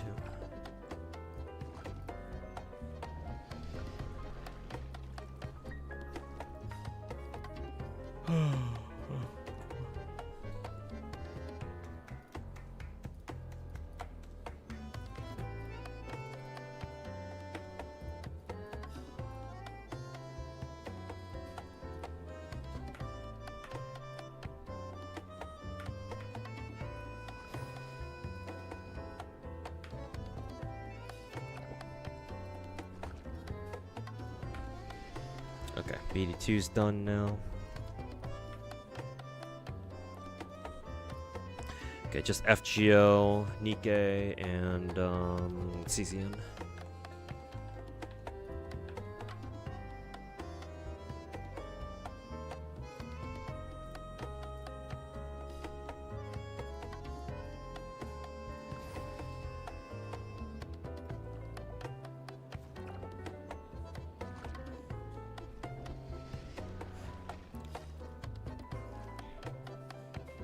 Gonna continue what Vocal was talking about, because you're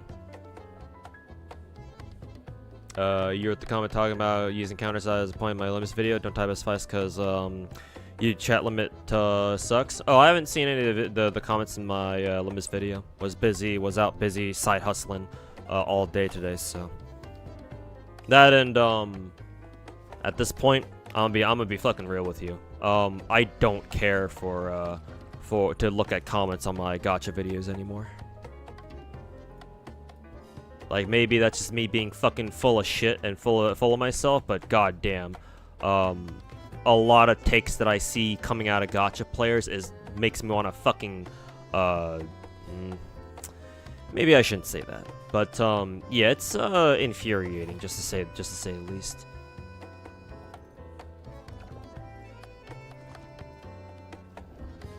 Or at the very least, like, how the fuck did you come to this conclusion?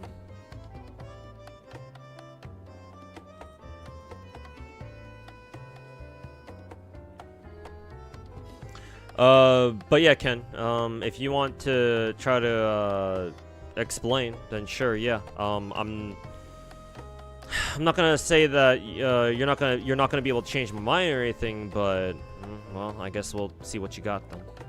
But yeah, take your time. Not like, you know, not like I have a super big stream or anything, so it's not like chat's gonna fly by at like 1,000,000 miles an hour, but...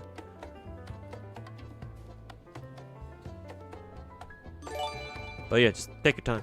And, I'll get to, what is it?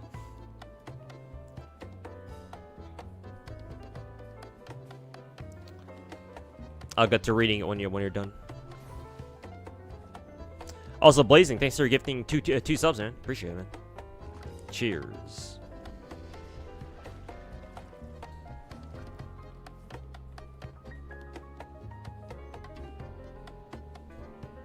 You saw, hey, welcome back, Omni Stuff.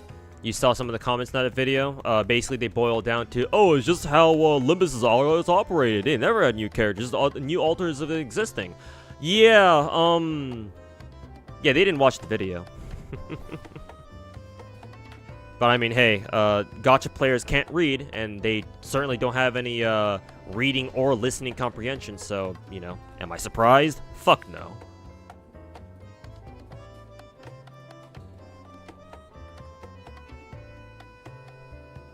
Like, actually, let me tell you this. I did see, I did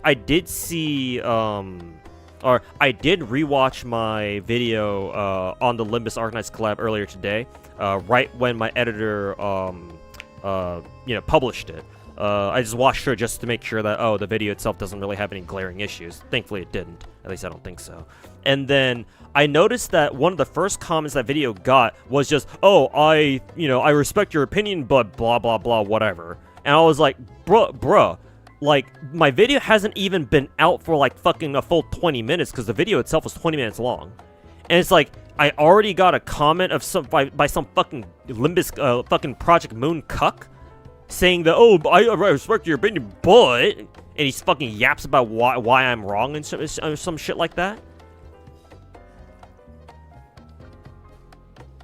Yeah, no. A lot of these people just don't even bother watching the fucking full-ass video. Nah, they just see some shit and they're just like, no, you're wrong. Like, the opposite happened earlier this year when I put out my video glazing the shit out of Arknights. Like, hell, a lot of the comments even fucking self-reported. It's like, a lot of the comments are like, yeah, I agree with this video, now to actually fucking watch it. It's like, holy fuck, man. The absolute fucking narcissism that some of these fucking gacha glazers have, man.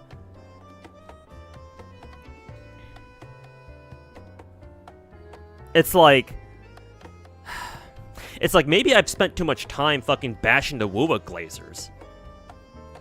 Maybe the Wuwa glazers have made me forget that, oh yeah, no, they're not the only, Wuwa's not the only gacha game to have fucking players like that.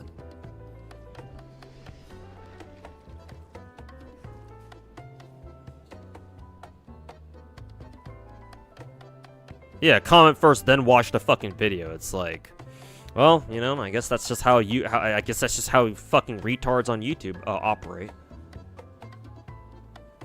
But anyways, I'll wait for Mr. Ken in my YouTube chat to you know,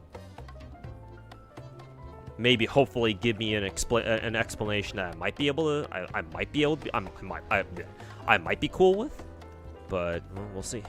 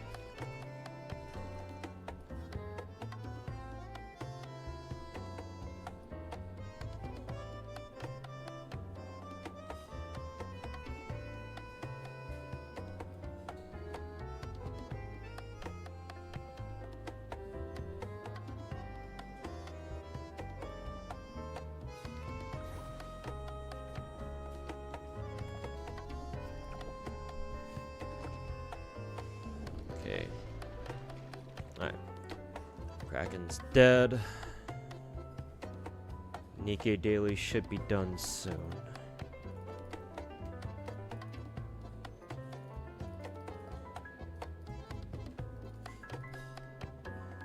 Arknights will have a PC port soon. Yeah, I mean, but we've already known about that since like last fucking year, so.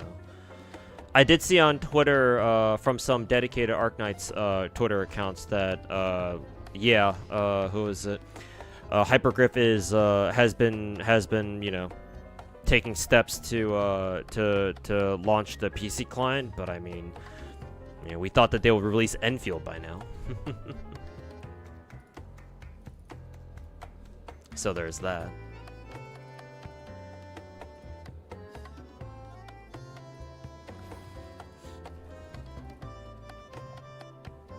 Honestly, it's the whole gacha space. Well, it's a problem with, you know, a lot of internet communities out there. But yeah, especially with the gacha scene. Oh yeah, for sure.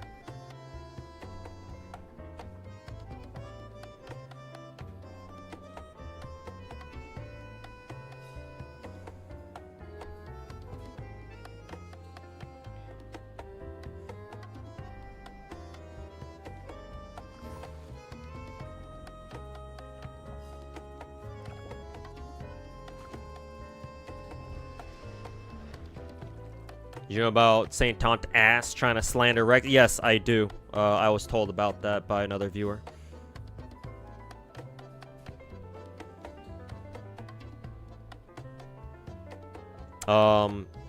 If all goes well, I'll be able to make a video, fucking clapping Saint Tauntus' ass, for doing that fucking retarded shit. I said before with my Take a Stand video that I do want to make videos fucking calling out Saint Tauntus. I already made one before technically, but this one is gonna be technically bigger because it'll be a dedicated video, not just me fucking bashing his ass on stream as a react. But yes, I do know about that, and if all goes well, hopefully I'll be able to make a video fucking roasting his ass over that too.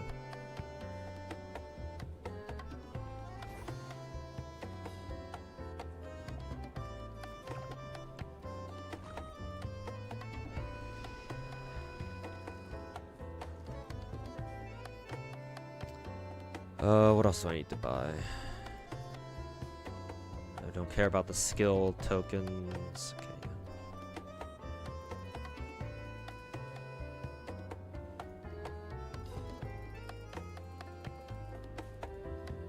Play Rookie Arena? Did I not play Rookie Arena?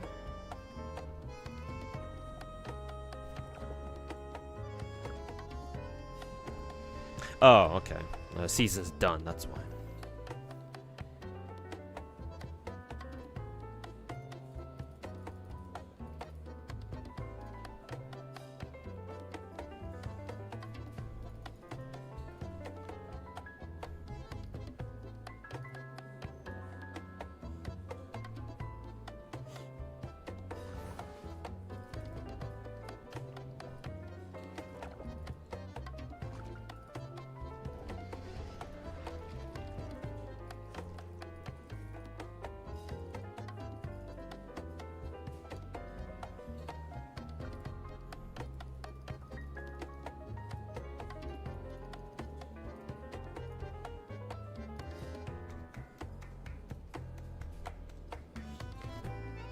Call out his cuck ass. Yeah, that's the plan.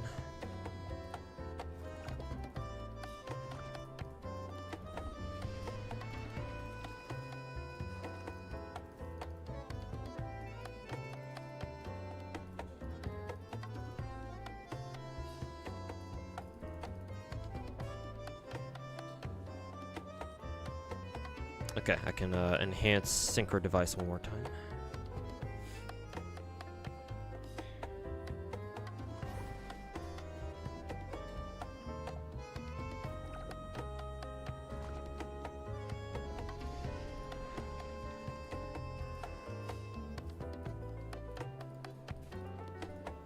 Okay, 554.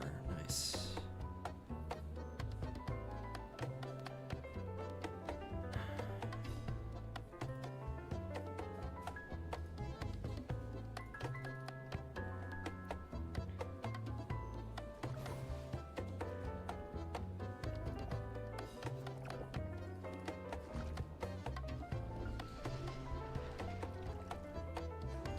can't spell, take your time.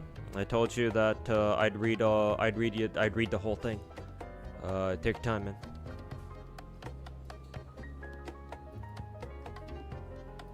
Just let me know when you're done.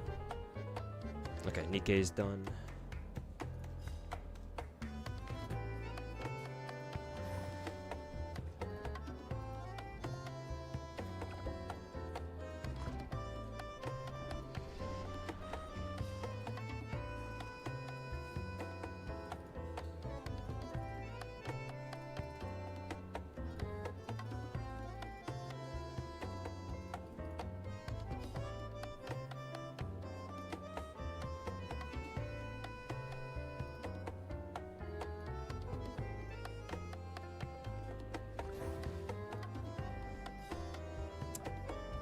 Oh, that's hilarious. Now I can actually see my cursor on CCN. The fuck? That's random. Well, what caused that?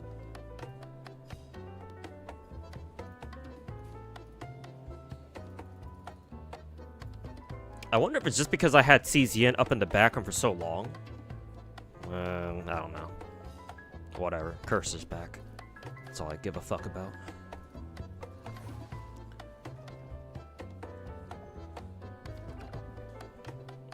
Combatants. I think I still need to push story because yeah, I want to get my characters to like what level 40, I think.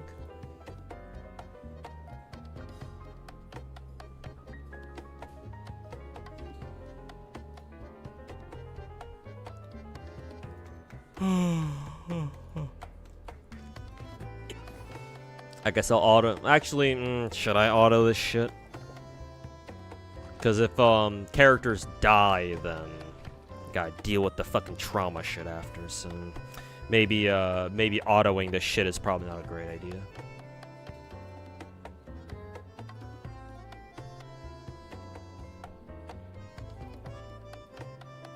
Unless the trauma mechanic that your characters get hit with after they die or after you fail a mission or some shit. Unless that shit's not that bad, but.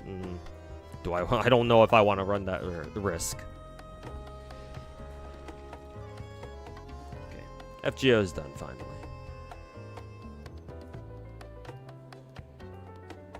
It's bad, yeah. I mean, as it should be, because yeah, if it wasn't bad, and it wasn't that big of a deal at all, then yeah, what was the fucking point in having it, you know?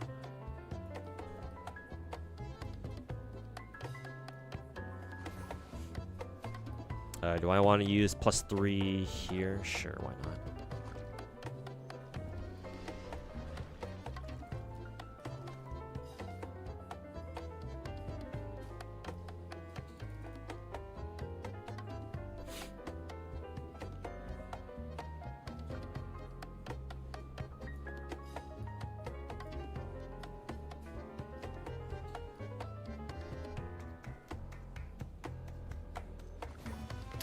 This will kill.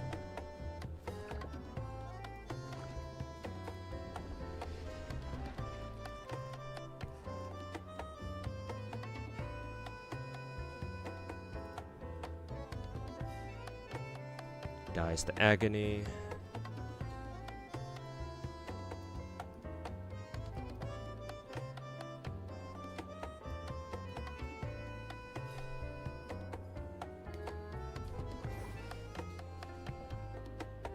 Am I in nightmare mode? No, not yet. I have not progressed very far in CZN, just so you know. Like, every other fucking content creator and their fucking mother is much further than me in terms of progress. Like, just so that you're aware. I have a lot of catching up to do.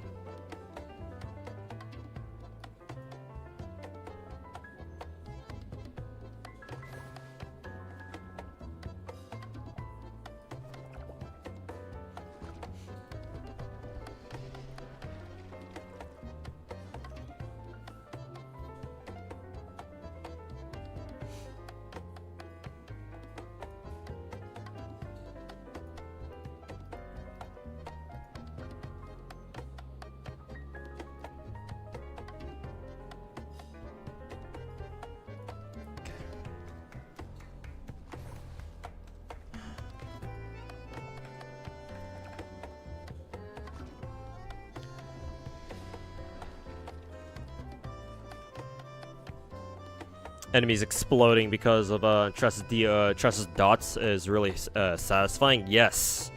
Yes.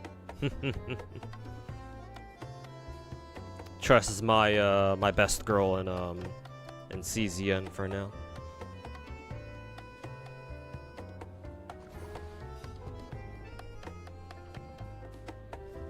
Local singer for a new Nikkei opening is Victor Borba, so-called buried light guy. Oh, cool. Nice. We can start making fucking Virgil memes in Nikkei now. Now all they gotta do is now all Shift Up's gotta do is work with Capcom again to get a DMC DMC collab. Actually, no, that's not gonna happen because they don't put in any male characters. But I mean, they could put in Trish. DMC has a couple female characters now. I think Trish and the black-haired girl. So I guess technically it's still possible.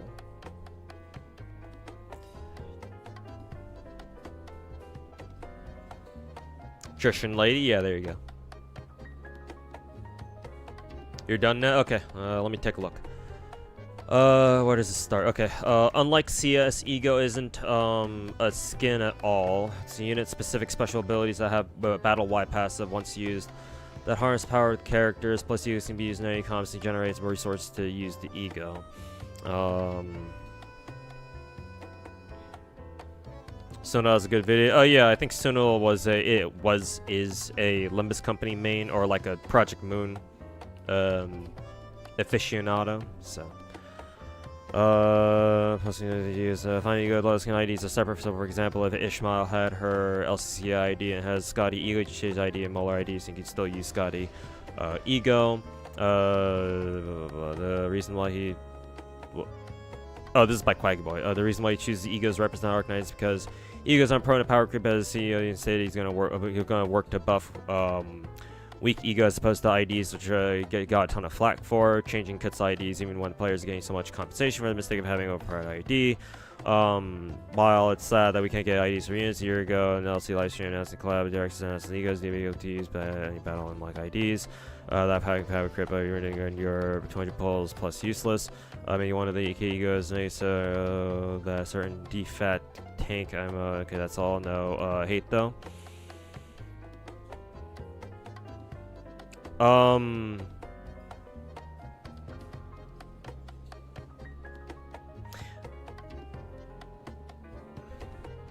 don't want to come off as rude, but if you want to take it that way, I can't stop you. However, I must tell you, nothing what you said is going to change my mind.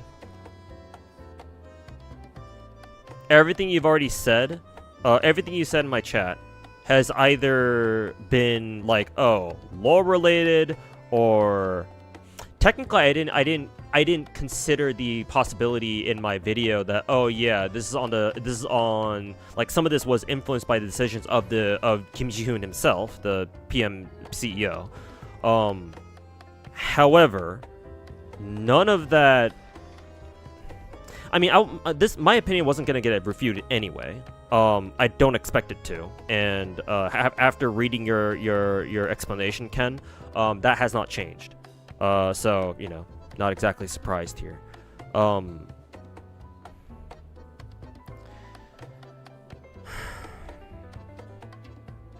How do I say this without coming off as a complete fucking asshole?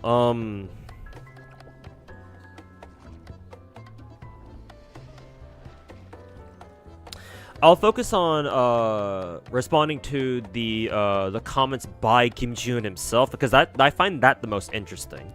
It's rather refreshing to know that a gacha like director, I guess Kim Ji-hoon is the director in this case.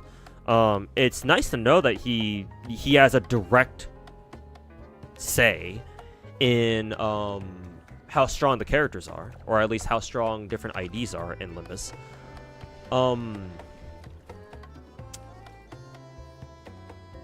That being said, in the narrow context of the Arknights collab, I feel like that's a bit too much micromanaging.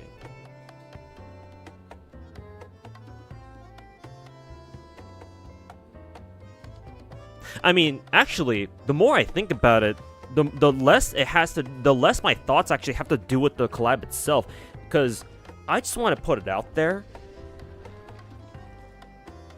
Because after I read that, because I'm reading this fucking one comment where it's like, what was that one comment about talking about the PM CEO? Blah, blah, blah. The reason why he chooses egos. Well, to be fair, it's not like you even said this. It's not like this comment was from Ken. It's from Quacky Boy. The reason why he chooses egos to represent Arknights is because egos aren't prone to power creep, as the CEO has even stated he's going to buff weak egos as opposed to IDs, which he got a ton of flack for changing kits of IDs, or even when players are getting so much compensation for the mistake of having an overpowered ID.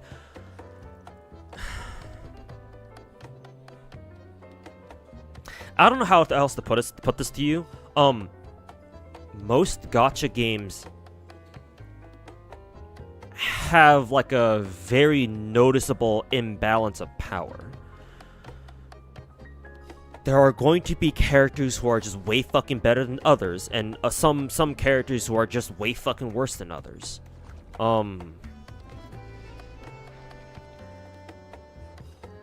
Like, I understand that players want to have as many viable options as possible, and if a gacha game or like a gacha developer can manage to pull off something like that successfully, more power to them, right? It's very rare for not even just a gacha game, just any online game in general, even whether competitive or not, to like have like really, really good balance across their entire game.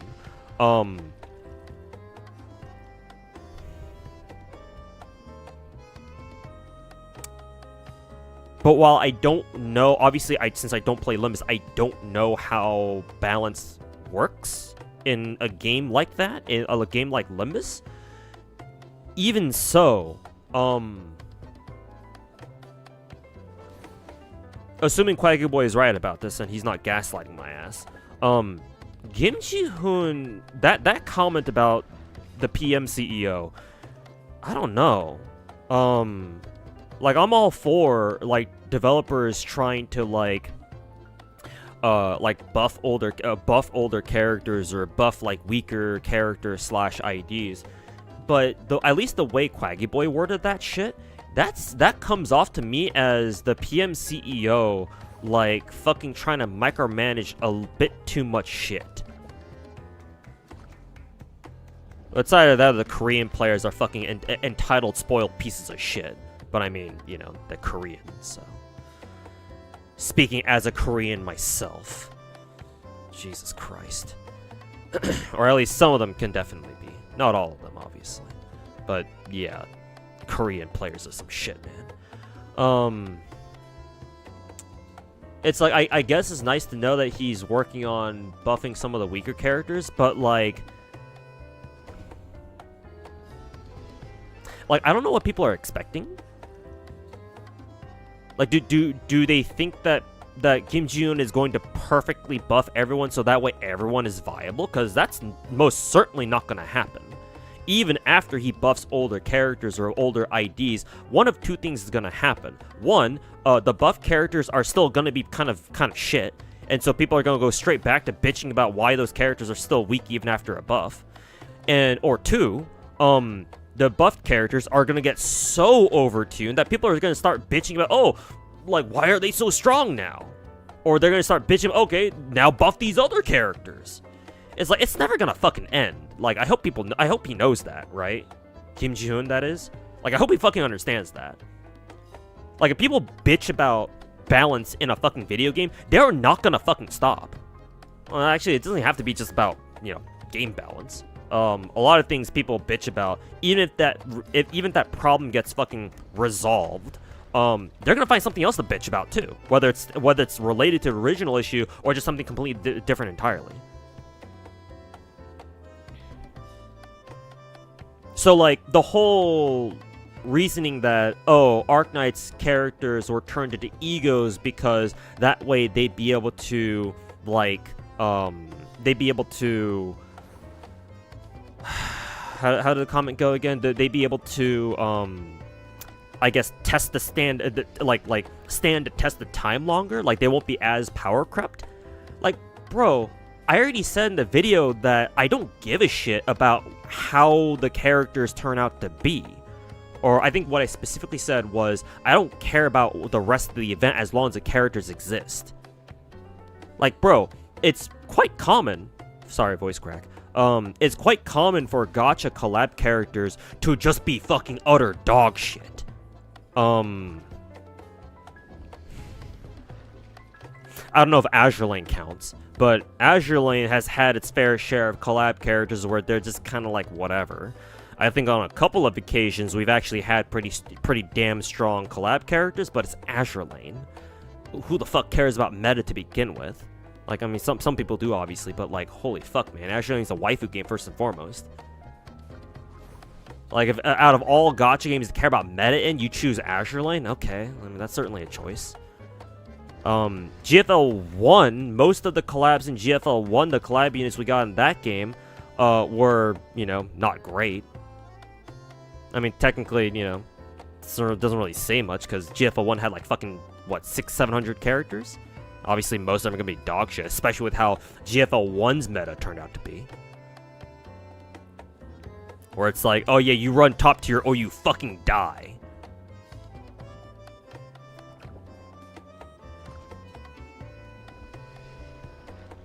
Like, the few times that Blue Archive has had collabs, for example, none of their collab units have ever been top tier at all. Like, they're literally there as trophy characters, that's it. What else? Nikke to a certain extent. Yeah, most of Nikke's collab characters have been kind of ass. All the Chainsaw Man collab characters were ass. I mean, I guess you could argue Power's kind of decent. In PvP, that is, but it's PvP. What were the other collabs again? The Nier collab, yeah, the Nier characters were not that great. 2B is okay, I think. But like the ReZero collab and the Evangelion collabs, those that and the Stellar Blade collabs, those three collabs actually had characters worth mentioning. Or characters that were actually worth a damn as far as meta was concerned. But the Nikke went straight back to having kind of like not great collab characters again, with our recent Resident Evil collab. Like Ada was the only one that was above S tier. Was the only one that was S tier or above. So that means that yeah, she's pretty good, but she's certainly no double S tier. Jill, the other SSR we got out of the RE collab, was like what, A or B tier, so not exactly meta. So I guess she's okay, but, you know, like, if you care about solo raids and shit, if you care about solo or union raids, your ass is not bringing Jill. At least I don't expect you to. Like, at least for the solo raid we had going on during the RE collab, yeah, like, Ada teams were actually a thing, because Ada is electric element. So, you know, she was perfect for the solo raid boss. I mean, that makes sense. Nikke Shift Up tends to do that, where, you know, they put out a raid and it matches their weakness matches the element of where it just came out. So yeah, of course, duh.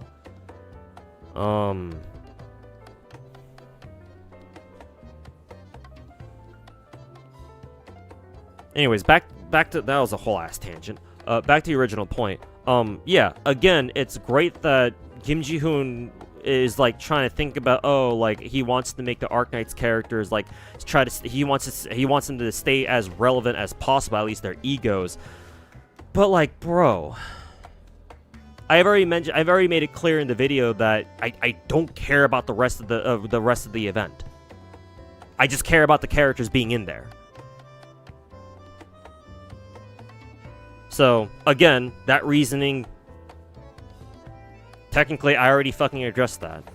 So unfortunately, sorry, but yeah, no, that's not a good enough reason. Let's see, what else was there again? Unlike CS, ego isn't a skin at all, it's unit specific, blah, blah, blah. Yeah, that's a lore reason. And again, I have already mentioned in my video that I respect the lore, like it is what it is, right? I'll take your word for it, obviously. You're the expert on Limbus lore, not me. But again, the second half of that video was basically all about. Was it all about me? There was a portion of the second half of the video where I talked, where I went pretty in depth, I think, about how I don't give a shit about the lore if that gets in the way of me enjoying the fucking content in the game, like in a gacha game. And I enjoy seeing standalone characters in a gacha collab. So if you're gonna give me a gacha collab that doesn't give me any unique characters from that fucking collab, I don't give a shit about your fucking lore. So, again, that falls under the category of nice lore, bro. I don't care. At least not in terms of a collab.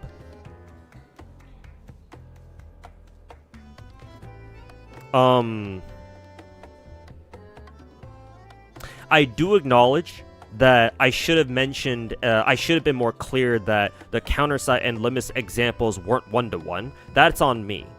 Matter of fact, I remember my editor, because my editor actually also plays Limbus Company too. He advised, because there were some clips that I had, there were some audio tracks that I had him remove, but after he pointed out to me that, oh, like, technically this isn't, what you said here isn't accurate, actually. And so I was like, oh, okay, sure. Good point. Just get rid of them then. Because I think people would have been a lot more pissed if I had kept those audio tracks in. The ones that actually were inaccurate. Because I think originally what I said towards the end where I was comparing the Limbus collab, the Limbus Arknights collab with the Countersite Hololive collab was that, both collabs have content that is both paywalled and locked behind certain characters. When, after my editor explained to me that, no, that's not really the case, I was like, oh, okay, yeah, I understand. The Limbus Arknights collab, the egos aren't actually locked behind certain characters. They can actually technically on anybody. So, actually, your explanation about egos being able to be used by any ID version was already explained to me by my editor. So I already knew about that. But again, yet again, that shit falls under the whole either gameplay stuff or lore stuff that I already fucking rambled about enough times. And again, it gets in the way of me enjoying what I feel should be the proper content in a gacha collab, which is standalone fucking characters. Is there anything else that I missed?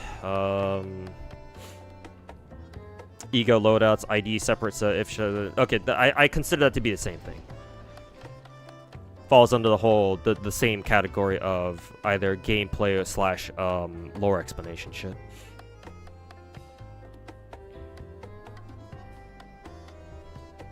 A year ago, live stream, a year ago, I think the last one.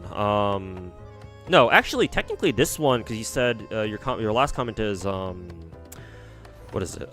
Can't get IDs for units. A year ago, live streams announcing the collab director, Kim Ji-yoon, announced its egos due to them being able to be used in any battle unlike IDs that can power. Yeah, so Quaggy Boy was basically saying the same thing, I think, right? They're turned into egos. Kim Ji-yoon turned them into egos so that way they wouldn't be what is it, power crept as much. Again, I don't give a shit about power creep. I just want the fucking characters. Plenty of gacha games out there. I'm repeating myself at this point, but plenty of gacha games out there where you never use like fucking 80% of your roster. That's just how they work. Sorry. I'm not saying that Limbus Company should be the exact same way. Obviously not. And again, I think I mentioned earlier that I think it's great that Kim Ji-hoon is trying to actively make it so that, you know, as many identities in Limbus Company are as viable as possible. Or at least you have a reason to use them, perhaps. But again, not only do I think that's a bit too much micromanaging from a single fucking director, not to mention I'm pretty sure Limbus Company is a really small company. Get it? So it's like, okay. Like, it's great that he says that, oh, he plans to buff the IDs, but how long does it take him on average? Like, does Limbus Company, like, regularly buff characters? And then if that's the case, actually, I just realized this. Even assuming he doesn't, even if we don't assume that he doesn't buff characters on like a regular quick basis, if he said before that he wants to buff weaker IDs, then holy fucking shit, man. Could he not have could he not have fucking given that same treatment to the Arknights IDs, assuming that they were, that they could have been made?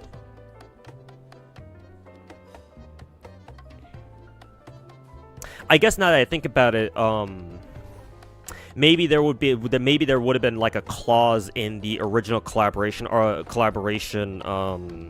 agreement where it's like, once the characters are out, you can't touch them. So the way they are, they're gonna have to stay that way until further notice. I can see that happening. But I'm not sure if we'll ever know that for sure. I know there's that one YouTuber who says he's a gacha developer, and he makes like videos talking about how gachas work behind the scenes and stuff. We'd have to have him explain how that shit would work.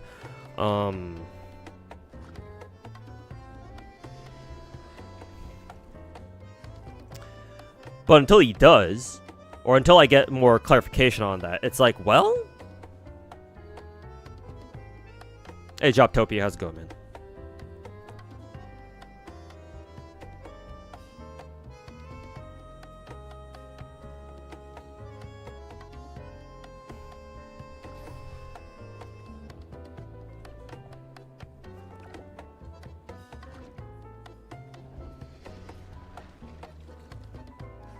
So no, I don't accept the whole like, oh, but it's anti-power creep.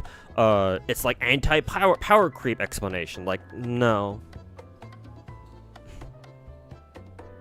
Like, unless the Arknights IDs are so irredeemably fucking bad, who the fuck cares if they're meta or not?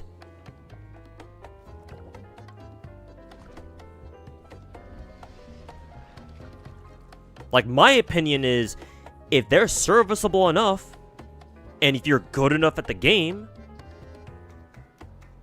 what's stopping you from using them, even if they're not as strong as the others? Are you telling me that Limbus Company players not only have a reading comprehension issue, but they also have a skill issue?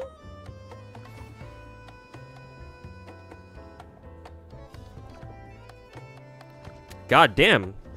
I mean, you put it that way, Limbus Company characters start sounding like Hoyotards all of a sudden. With how often fucking Hoyo players on Twitter fucking talk about meta this, meta that. Have you ever met a fucking girl before?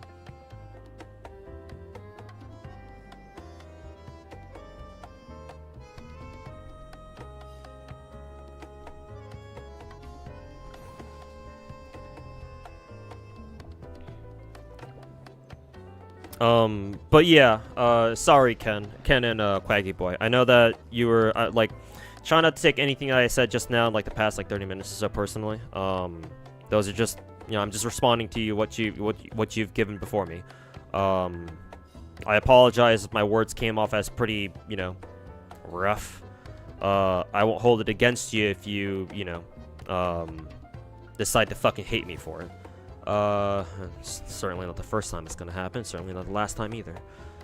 However, I appreciate your efforts in trying to explain the general sentiment of like all the comments that I got out of the video. Unfortunately, assuming for the moment that you are the voice of the people, I still think the voice of the people is fucking retarded.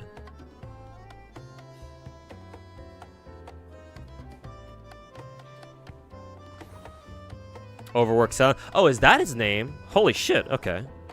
I saw some of his videos pop up on my recommended, but I forgot his channel name. I remember recently I was trying to look up a video from him, and I was like, holy shit, I don't remember his name. So, thanks for reminding me. Overworked Salaryman. Hopefully I'll be able to remember that this time. But yeah, I'm talking about him.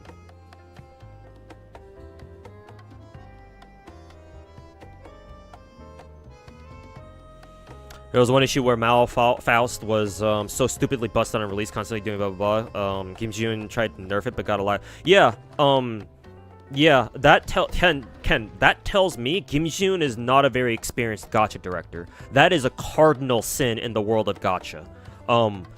You have to make damn sure that your characters are like they behave the way you want them to when they release. That's why, I don't know if you pay attention to like the Hoyo side of things, but that's why over on Star Rail, people have been bitching for like the last week or so about like, oh, Cyrene is a tier 4 character, oh my god, she's so bad, she's a 4-star character, blah blah blah. The reason for that is because it's like, at least in my perspective, Cyrene was super overtuned during her first couple of betas, and so Hoyo saw that and was like, nah, she's a bit too strong, so they nerfed her ass. Quite a bit too, might I add. Obviously that's not great, and when your fucking open beta clients are like have their fucking legs spread open for any fucking motherfucker to stick their dick in, it's like, yeah, people are gonna fucking find out about that, and when they do, they're not gonna be happy. But it's so much better than if Hoyo released Cyrene in her super buffed state, at least before her nerfs in the beta clients, and then realized, oh wait a minute, she's too strong, and they try nerfing her ass after she's launched or after she gets put into the game. Yeah, no. If Kim Jun made that mistake, I can tell he doesn't know how gacha games work that much. Like, to be fair, perhaps that was a couple years ago. I know Limbus has been out for like, what, 2 years, 2.5 years? Maybe that was an amateur mistake that he made, like, you know, back during the first year of the game or something. I don't know. Unless it was a more recent mistake, in which case that's kind of worrying. Because, yeah, nerfing characters after they come out, that is a big no-no. You cannot have that. Because if players spend money for those characters, only for those characters to get nerfed after, that's really bad. You don't want to deal with that. You don't want to open that can of worms. Like, technically, I don't know if there's like a law that prohibits that in Korea specifically. I'm pretty sure there is one in China. Korea, I don't know. And out here in the West, I certainly don't know either. Not that it really matters, because, you know, well, what kind of an American studio is making a gacha game these days? Well, maybe that one Godforged game that looks like complete fucking shit. But, you know, surprise, surprise. Apparently, MTAS's working on it. But yeah, no. Yeah. I can understand. I know I roasted the fucking Korean players for being fucking, you know, fucking little bitches. But no, if that was one of the contexts, then yeah, no. I can see why.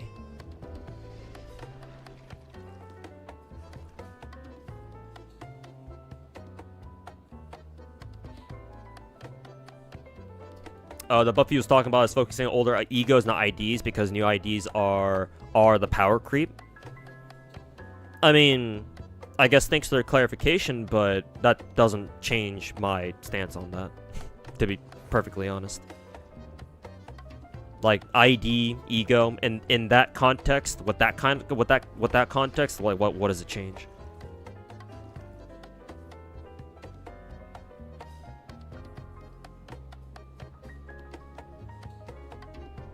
KJH will not change the kits of IDs ever again. He shouldn't nerf them. Yeah, no. he should not nerf them. Like, that's what beta clients are for. Like, the only way he should change the kits of characters or IDs in the Limbus context is if he is going to buff them. Like, to make them overall better. But yeah, no, if that doesn't happen, then yeah, he shouldn't. He shouldn't be touching, like, character, like, capabilities or skills or whatever.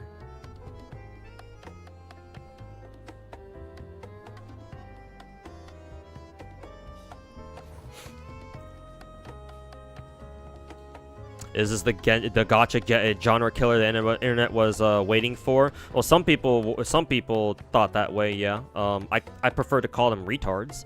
But, yeah, some people were. No, DNA is not the gacha genre killer. Never was, never will be.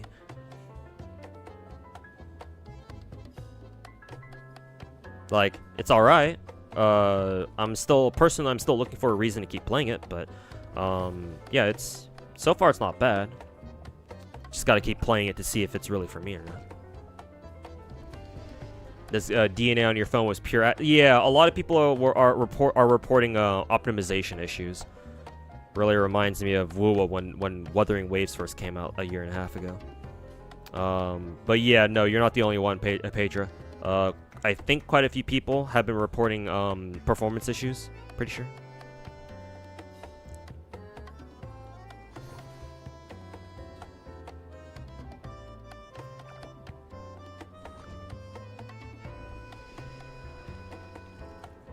Honestly, just happy that DNA isn't a gacha.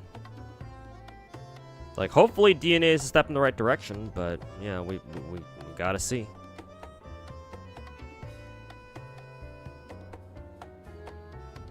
Yeah, DNA is essentially Chinese Warframe put together in a Temu warehouse.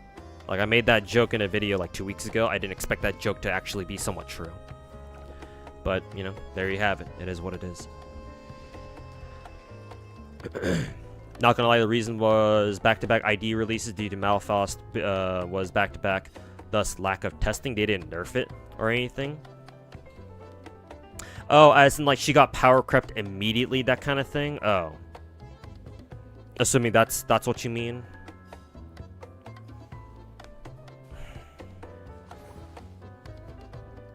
Ow, fuck.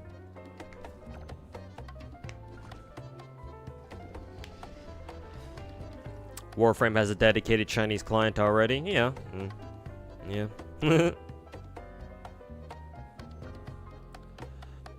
You're actually really enjoying DNA? You have like 2,000 hours in Warframe. Oh, okay. I guess that makes sense then, yeah. Should be pretty familiar already. It's Warframe, but with waifus. Excuse me.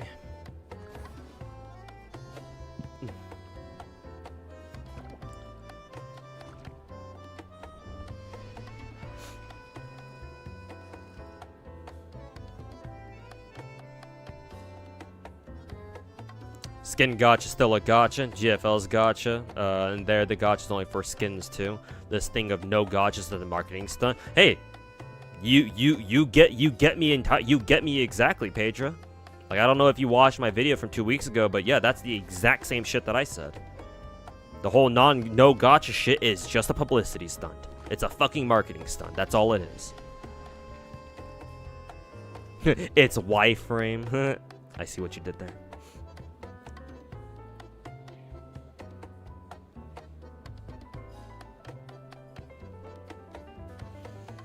No, she was busted due to lack of testing because they released her in such a short time frame. Oh.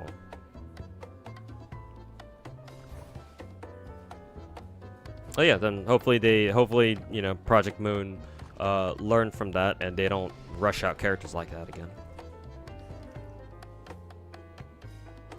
Either way, just to wrap up this conversation, because I actually do want to get back to actually playing DNA. Yeah, I appreciate you and Quaggy Boy trying to explain that to me. Unfortunately, that's not really going to change my stance on the matter at all. Yeah. Like, again, I don't want to sound like an asshole here, but I wasn't expecting you to be able to do that. I wasn't expecting you to change my mind or anything. I just wanted to hear you out, just on the off chance that maybe you'll say something that I hadn't considered before. But yeah, no. If that's all you gotta say, then I'm sorry. It's just no. Those are not good enough reasons to me. Again, my highest just to reiterate, my absolute highest priority when it comes to collaboration events in gacha games are there unique characters? If there is none, that collab is fucking dog shit. Because again, as I explained in my video, the characters are the most important part about gacha games. If you don't have characters, what kind of a fucking gacha game are you? And again, I respect the lore of whatever gacha game it is that we're talking about, Limbus in this case, right? I get that there are reasons why characters cannot exist. Right, whether it's lore or whether it's because the CEO or the director or, you know, Kim Ji-hoon, basically, like whatever his reasoning is, like maybe his reasons can even be pretty good. It's just, I don't care. I don't care. They're all fucking excuses to me. Put in some goddamn characters next time.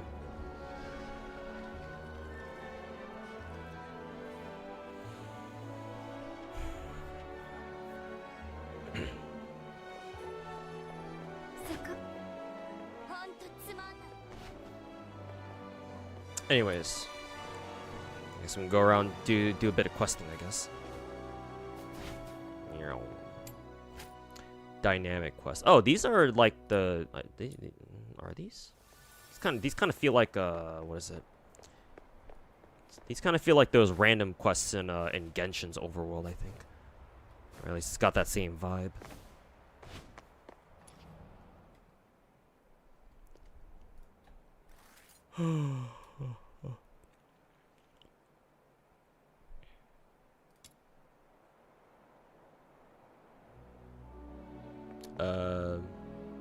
Did that do anything?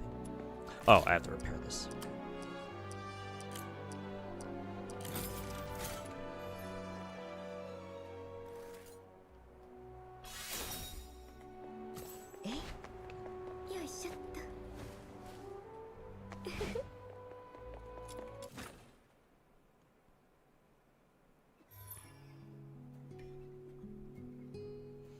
No, Ken means that the reason why Faust's kit was busted is that in the same time frame, Limbus also released more than like 2 IDs all at once, and PM clearly didn't have the time to test it all. Okay, well, I mean, I already mentioned before that doesn't really change my opinion, but I guess thanks for the clarification.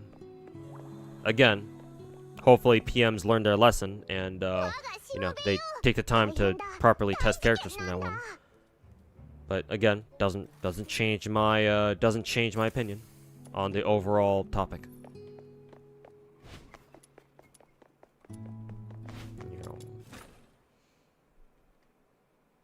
We're talking about Limbus collab lore, like very briefly, but specifically in the context of what I was talking about in my own video, where I was like, I don't give a shit about your lore, like give me characters.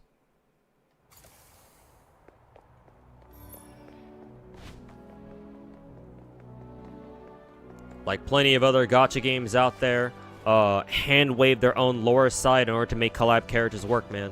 Why couldn't Limbus Company do the same? Where the fuck am I supposed to go? Maybe over here? Okay, yeah, we have to go outside the city now.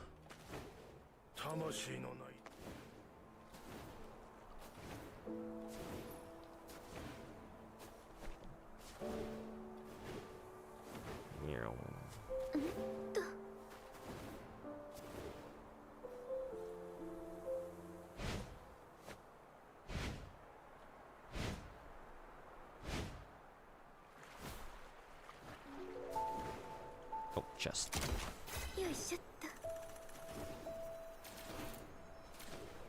Gotta go now. Alright, thanks Dinar for hanging out. We'll catch you next time.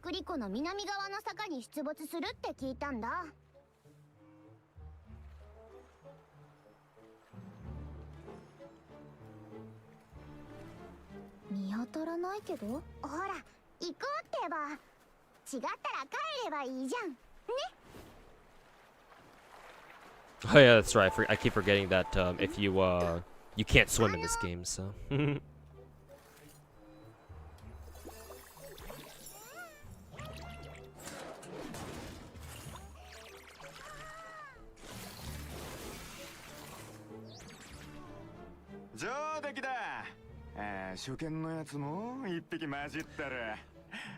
You watched it and the comments are just pure Limbus glazing as usual. Yep.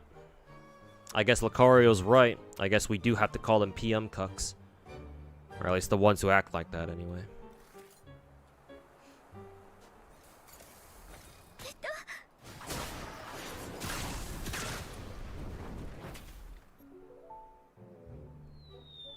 Yeah, insta-drone.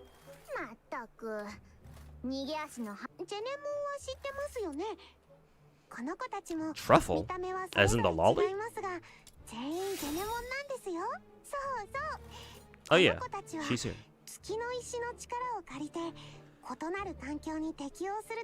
You play both Arknights and Limbus. Gotta agree. Collab is ass. Besides from the story, don't even think you'll use the egos besides Greg in the future. Oh, that's kind of ironic. Cause didn't Ken and Quaggy say something about like how Kim Ji-hoon decided to turn them into egos so that way they won't be as susceptible to power creep? Well, shit, if they're already if they're not even that good in the first place, then holy shit, man. Well, I guess if they're always bad, if they were always bad to begin with, I guess technically you don't have to worry about power creep. Can't get power creep if you were always shit.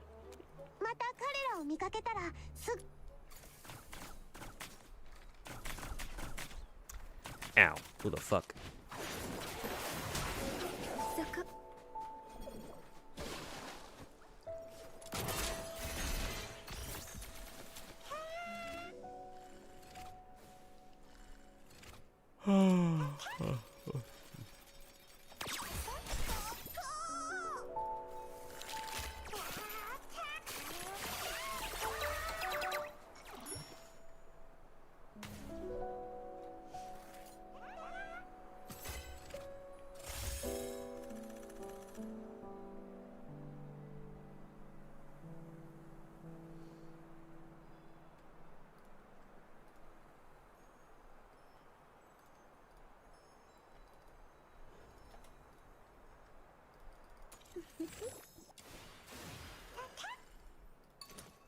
What the hell is this? Active Genimon? Whoa, what were Genimons again? Wait a minute, does DNA have its own, what is it? Does DNA also have its own, like, Pokemon system?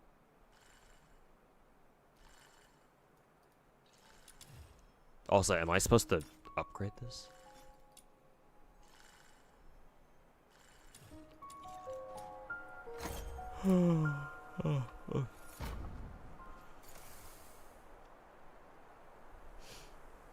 Basically, you know nothing about Limbus's lore, but that game will always have the same 12 characters available, 0 exceptions, lore reasons or not, so that's why they drop new IDs. Yeah, I understand Omni stuff. I even said so in my own video. Like, I get that Limbus is all about, like, the same 12 characters, just, you know, different versions of them. However, that's not going to stop me from pointing out how disappointed I am that, you know,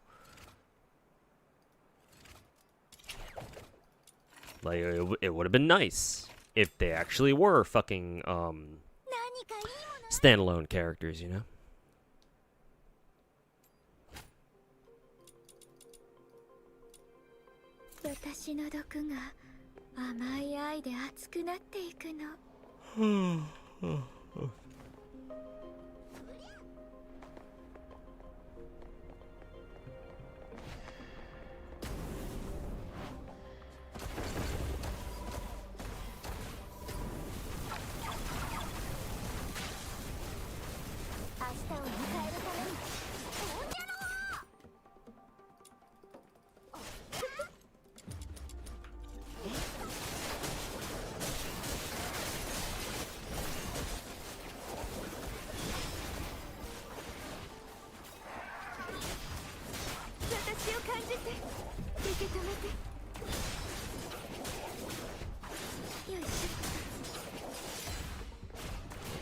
Oh, enemies are attacking it.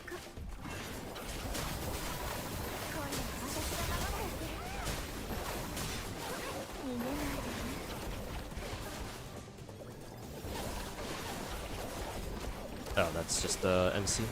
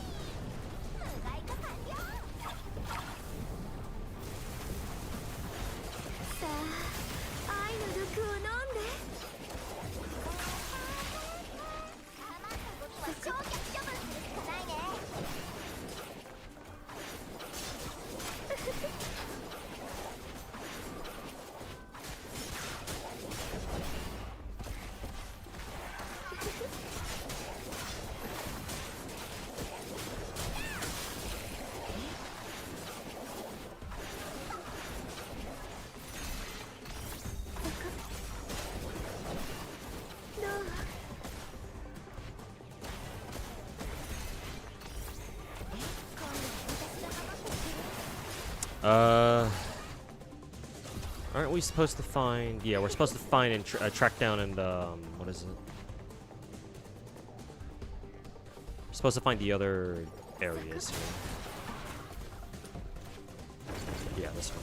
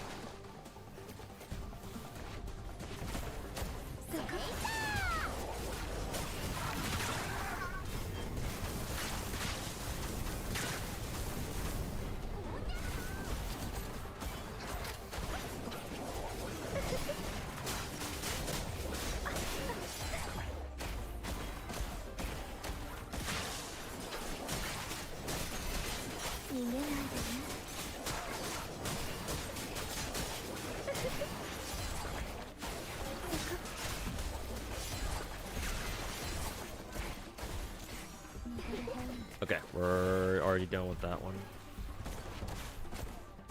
Where's the last tower?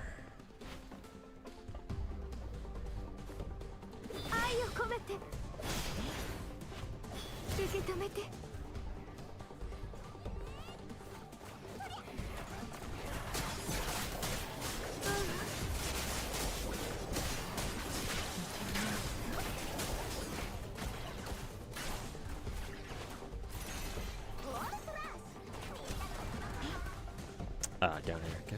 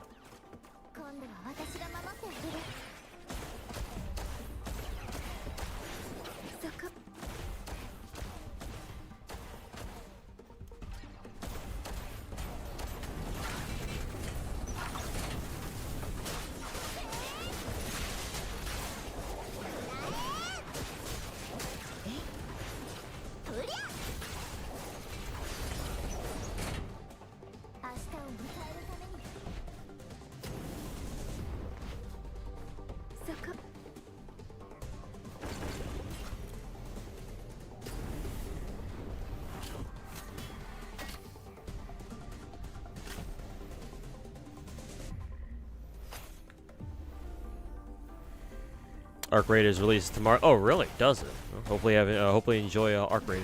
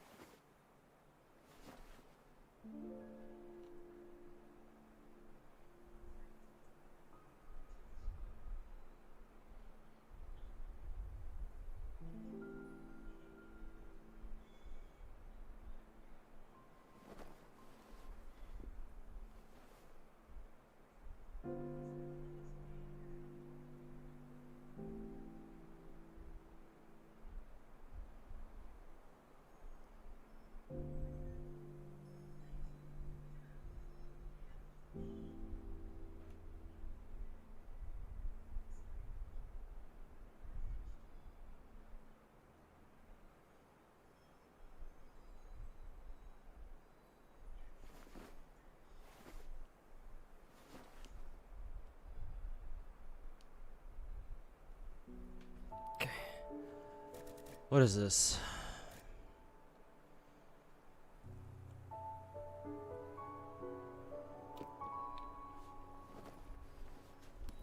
Oops.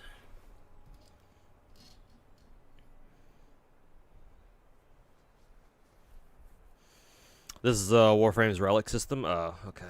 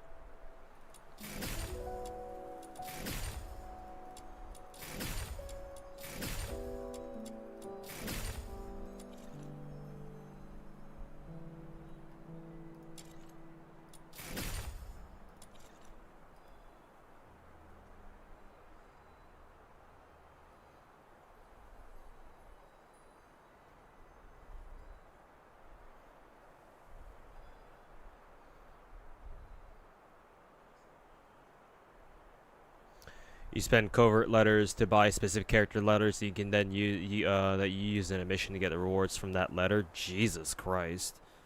Why does that shit sound like some farm to farm more type shit?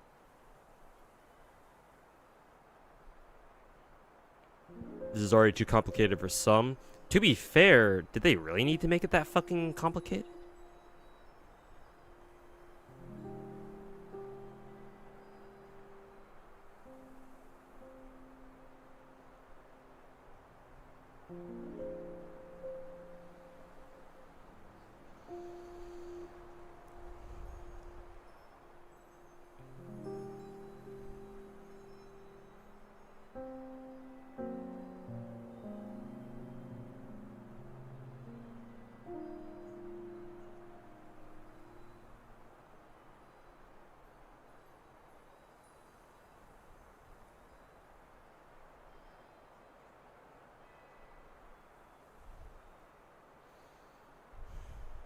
Hey, Shimizaki, welcome back.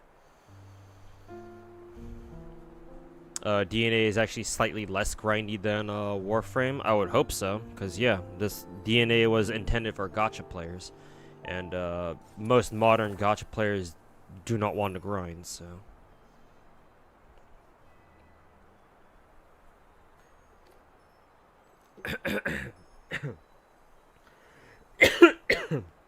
Excuse me.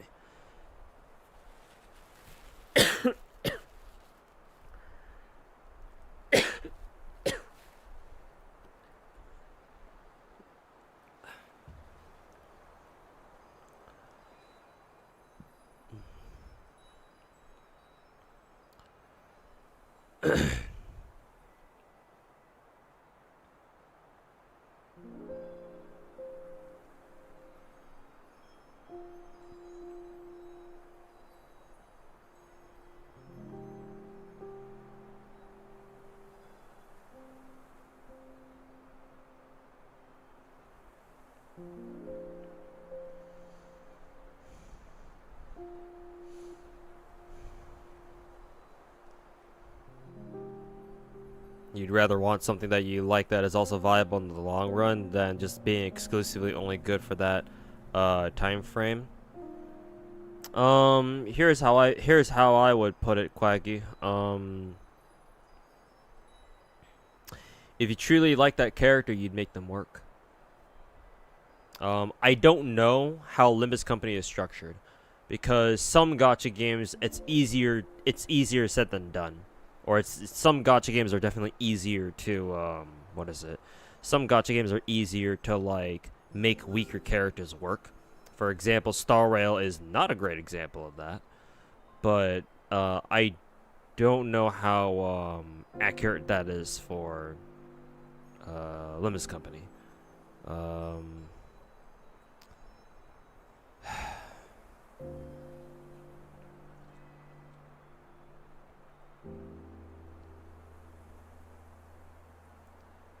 But if Limbus Company is the kind of gacha game where with enough skill and investment, you can even make, you know, the weaker IDs in the game still work.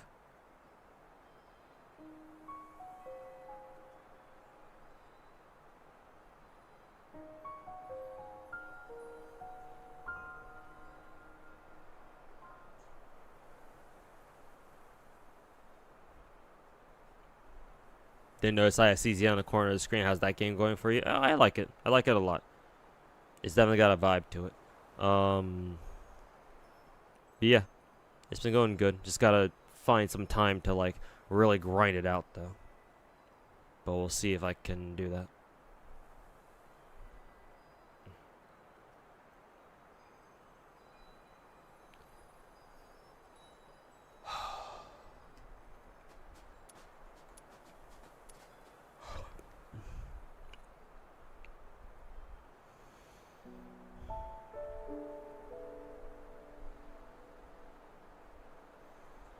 But yeah, no, sorry, Quaggy. I do agree with Trav there. Not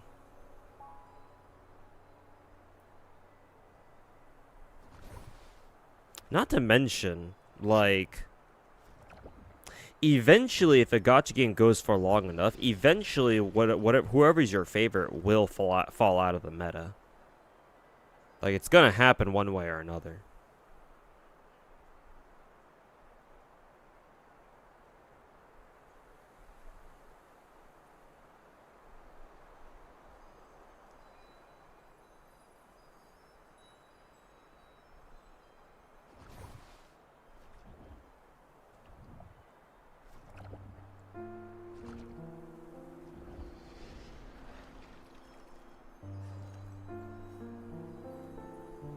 There's another gacha and gacha collab with Dolphin Wave and Azure Lane. Oh, really? Nice.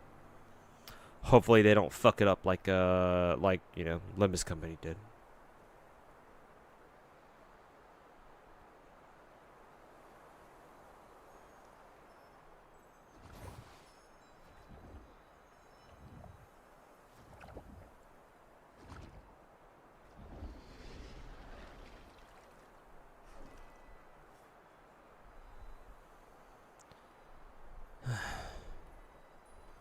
Give me 1 second, chat. I'm gonna go fucking toss some water in my face. It's about getting that time again where I get fucking dangerously fucking sleepy. So let me take a couple minutes. BRB.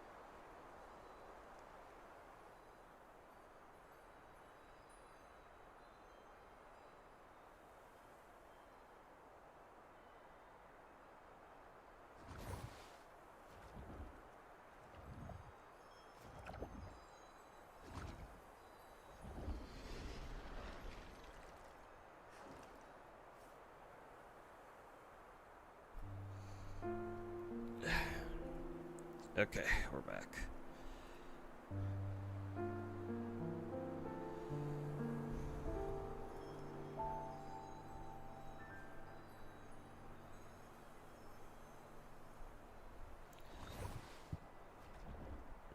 Gotcha, degens don't sleep until we absolutely have to. Or, if your brain just forces itself to turn off, like mine does.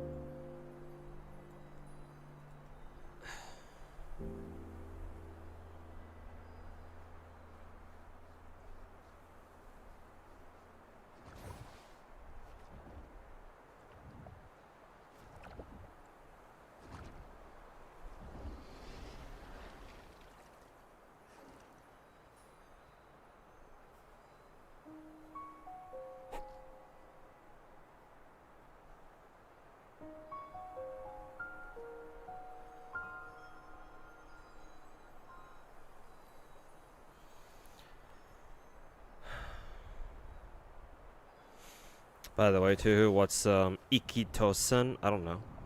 What context are you talking about?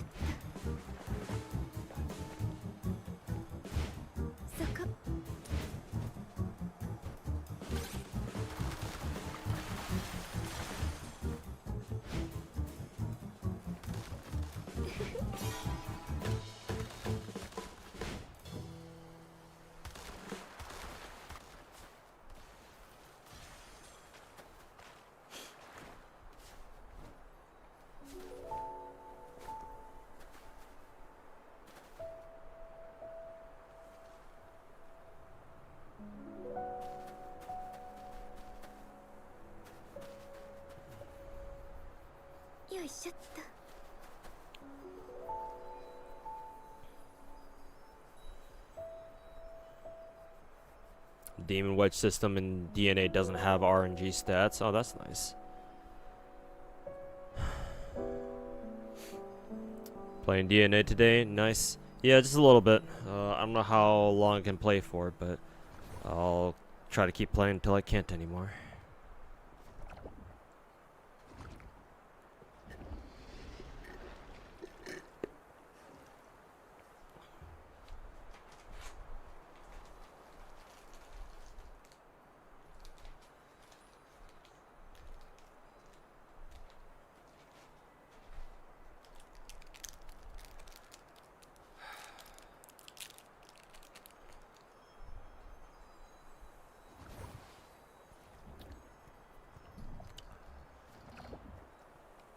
Been playing Warframe since 2014.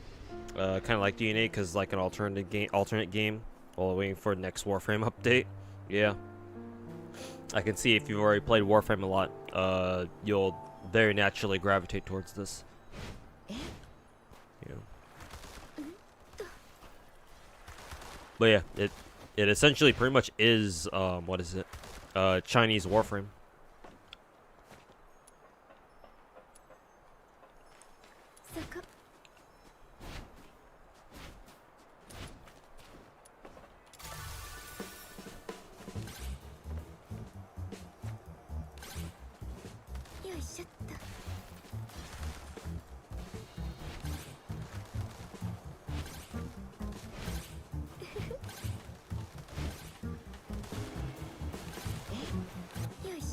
Oops.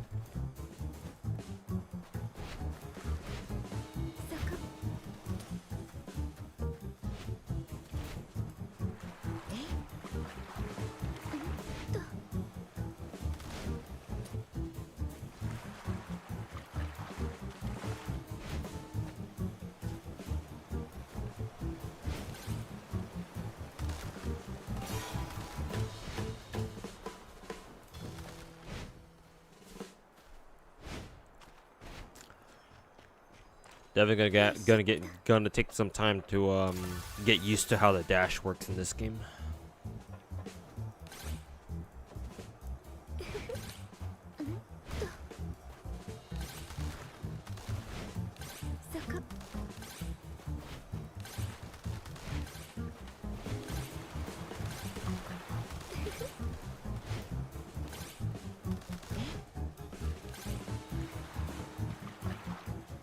Oops.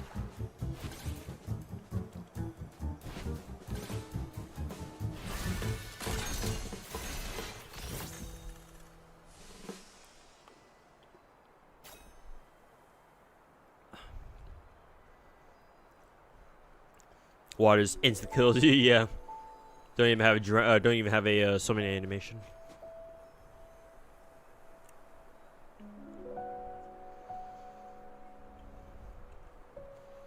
Don't even dash. Just spam helix jump.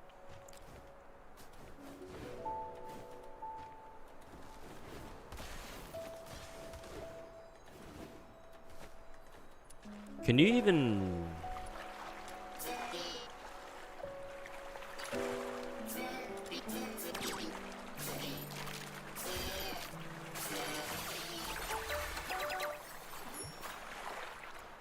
Can you even do it twice in a row in midair?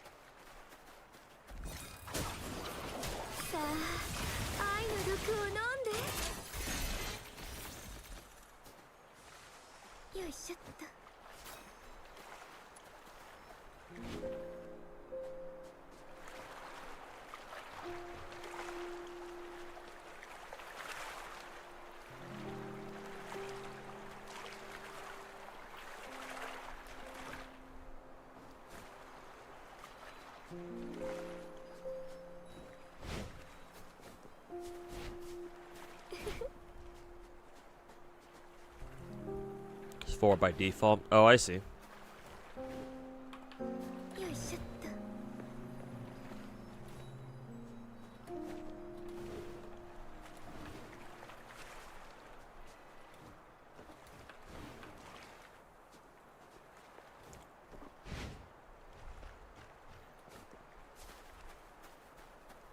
can dodge midair.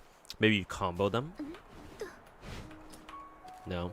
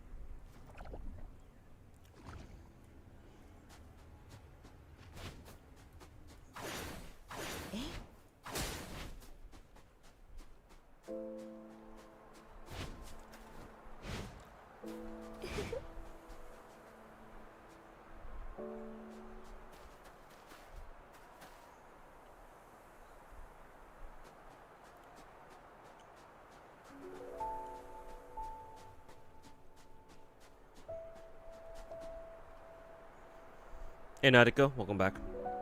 How's it going?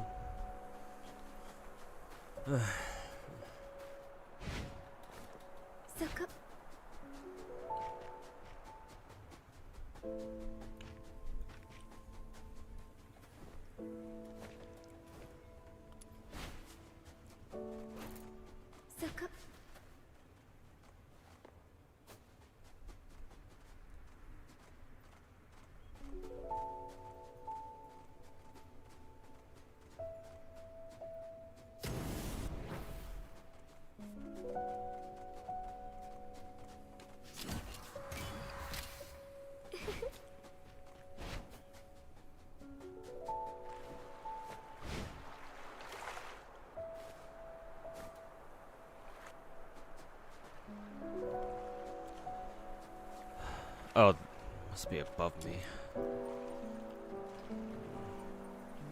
How do I get there?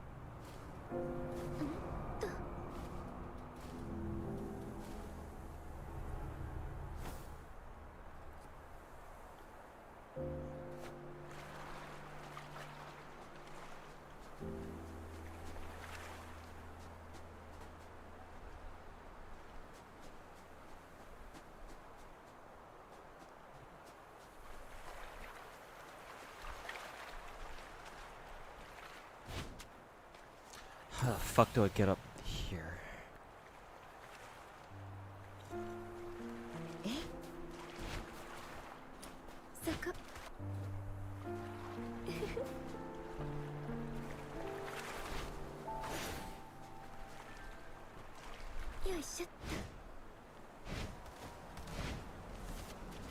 For fuck's sake.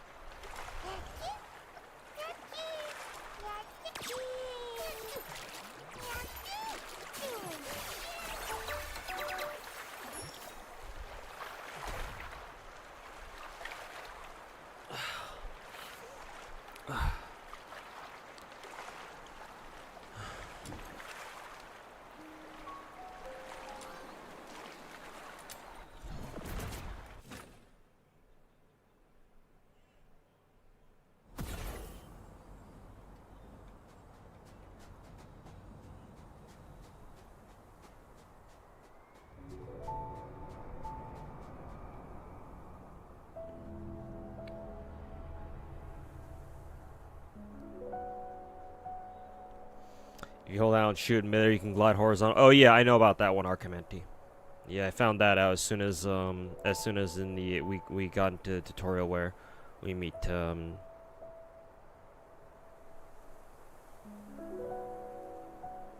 we first meet the enemies for the first time.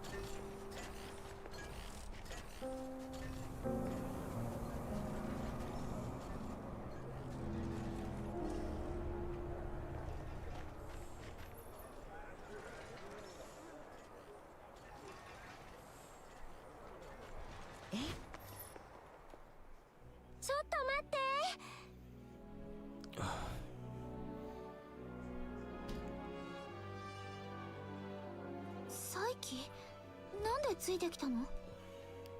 私が案内するから。グルビウム鉱山までの道を。行き方ならスノーも知ってるよ。でもまあね、一緒に行く人が多いに越したことはないよね。なぜ街を出るんだから。そうなの。よそから来た人なら街の外は迷いやすいと思うし、ヘンリックおじさんの私たちの依頼を引き受けてくれたんだから、私だって少しはお手伝いしたいの。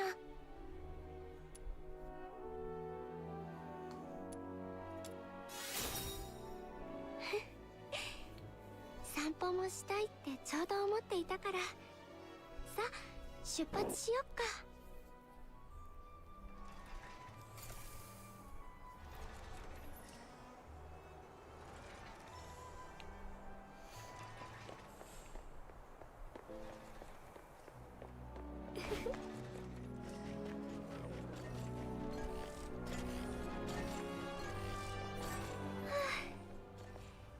城の外に出たのは久しぶり。雪の積もった針葉樹林、果てしない氷の湖、高い山脈に覆いかぶさる空。ここの風景が大好きなの。スノーはやっぱり城内に一票。郊外はどうしても江中がうろついてるからさ。城内は安全だけど、私は外の空気が好き。匂いとかも。コンコンコンコン。違うの？匂いとかスノーには同じに思えるけど。アイスレイク城の空気はいつも生臭い感じだよ。鳴き声が聞こえてくるような匂いなの。ここがグルビウム廃鉱山の入り口なの。気をつけてね。ありがとう、助かったよ。先に2人は帰っておいて。ここから先は私一人で行くから。そんなダメに決まってるでしょ。魔王様は戦いから逃げたりしない。見くびってもらっては困るぞ、我がしもべよ。さあ、サイキも一緒についてくるのだ。私も？そうさ。この魔王様と共にモンスターの巣穴を一掃しようではないか。サイキは冒険とかの経験は今までなかったのでしょ。So this like ratio on this last video is 50-50. どこか満たされない人生だったに The Limbus, the Project Moon cucks did not like that one. わかった。私も仲間に入れて。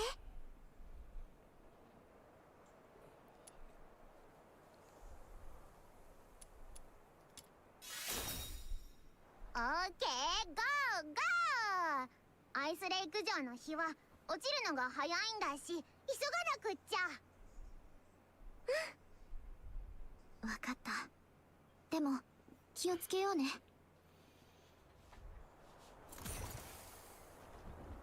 Fuck.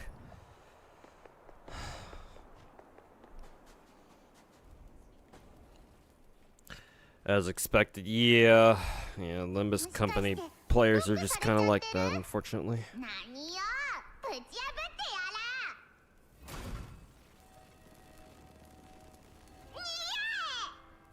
ら。分厚い扉、無理やり開けるのは難しそうだね。他に出入り口はないか探してみよっか。スノーちゃん、痛かったの？こっちにおいで。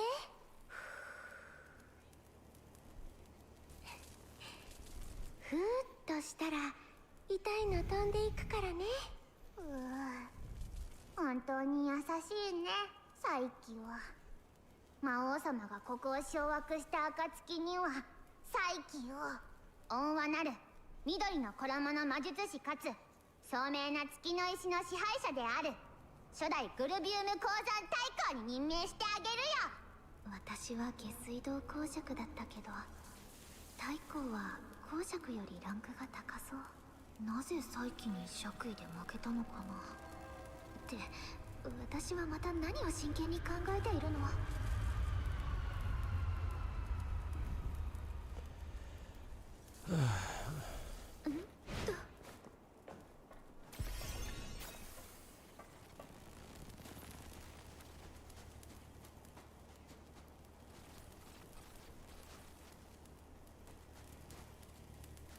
よいしょっと。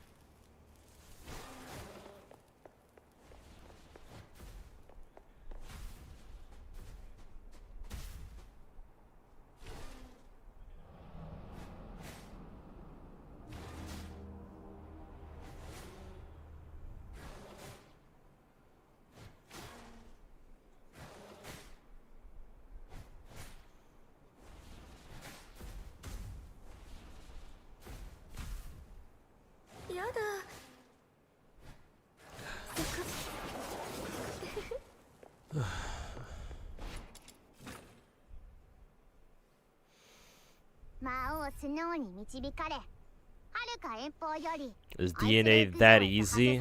So far, yes, ただの一日で pretty much, but 月狩人 I の expect to be a bit. I expect there to こ be の like, 魔 you 王 know, 様の物語に新たな伝説がまた1ページ。月狩り人って不思議な名前だけど、月を狩るのかな。ブッブー、不正解。月狩り人は月とあまり関係ないよ。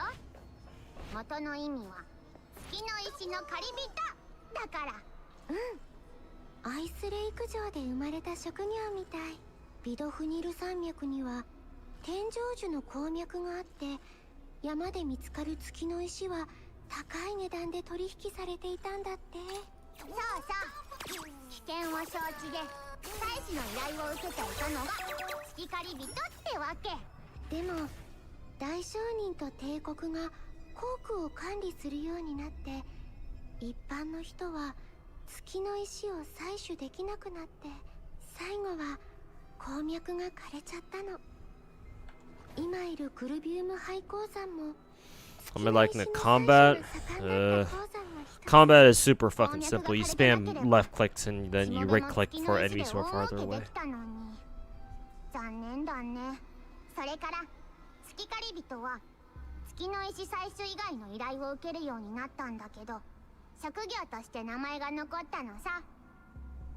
最近はいろんな依頼がありすぎて、月はどこへ行ったのやらって感じだよ。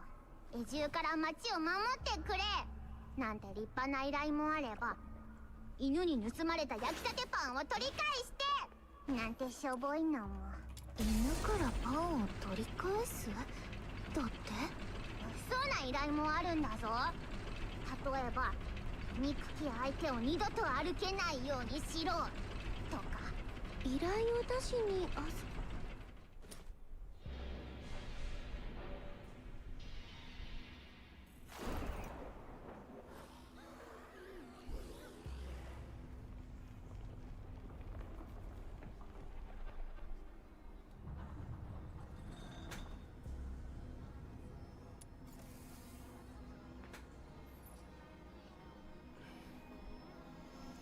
Snow's fucking yapping. Yeah, she tends to talk a lot.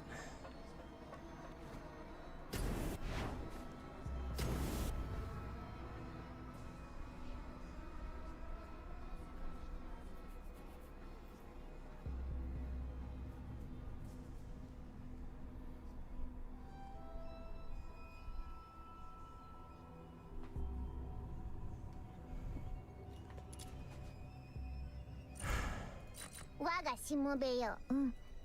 じゃあ私たちも持っていこう。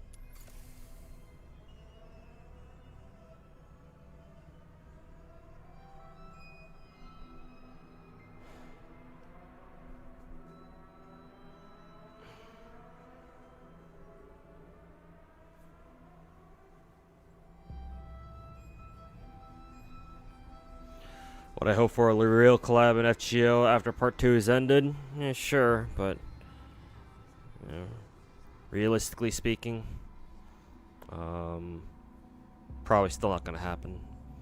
If it does, you know, it's gonna take goddamn long for FGO to finally have a true collab event.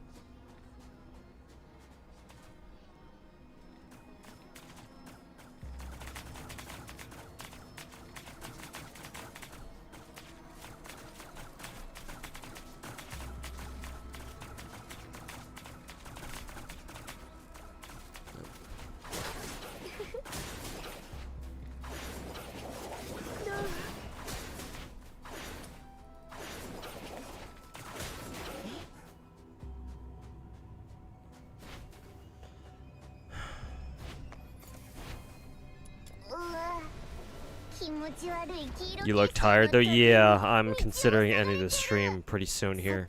Cause yeah, I am struggling to fucking stay awake.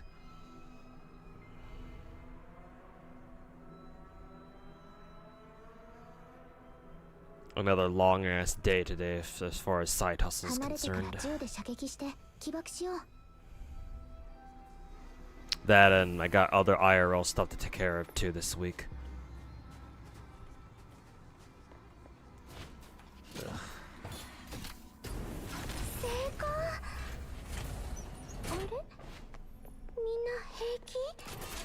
魔王様はどうして地面にしゃがんでるの？怪我でもした？ You just go to sleep then? Yeah, I definitely will. Don't worry.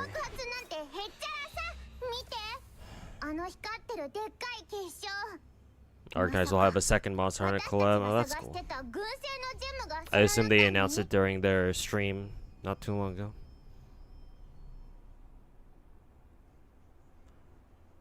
Let's see. Let me try to finish this one mission, and then yeah, on the stream. Oh god, what challenge did I start on accident?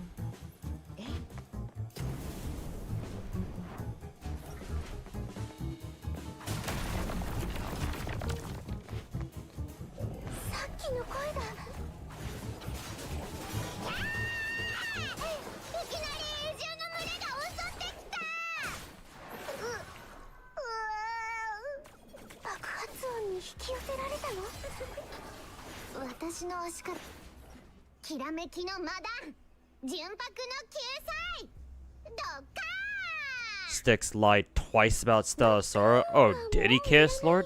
Can you DM me on Discord what exactly he lied about? Thanks in advance.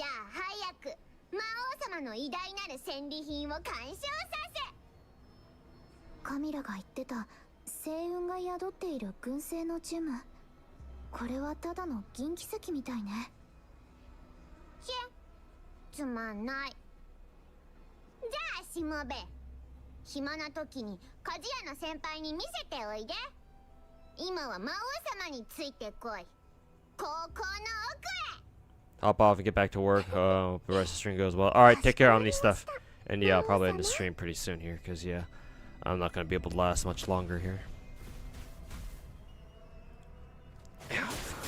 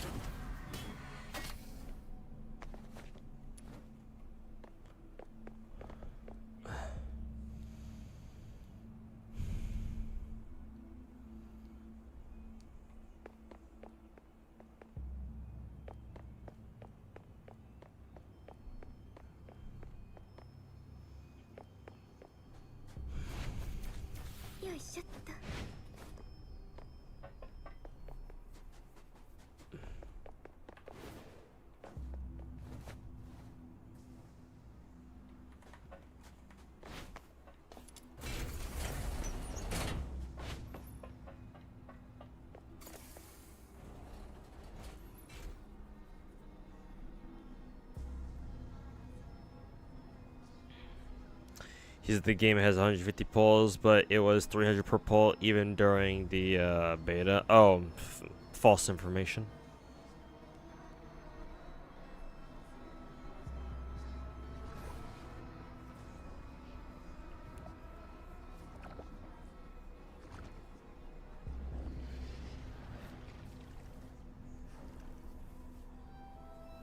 Since they removed gacha, how do you obtain character? By grinding, pretty much. You can buy the characters directly, but that's pretty expensive. Not expensive as you know, the Hoyo games or Woo, but still.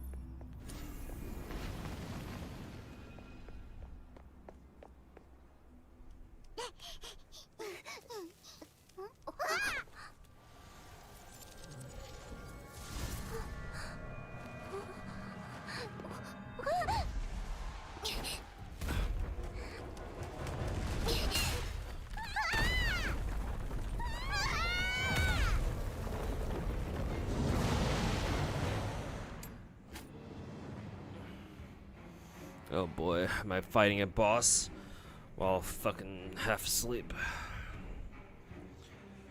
Tomorrow's Nikkei anniversary. Yep. Got 100k saved up. Surely you don't get cooked. Yeah, hopefully you should be fine. Hopefully. Oh, fuck. 大丈夫？まだ下がらない。眉からごめんなさい。ショーに何？急に目がかすんじゃって、こいつに気づかれた。目の具合は？うん、平気。よし、戦えそうなら一緒にこのデカブツをやっつけよう。分かった。全力でサポートするから。まだ弱点さえ見つければ凶暴な野獣。動きが鈍くなったよ。きっと肩があいつの弱点なの。やっつけちゃえ。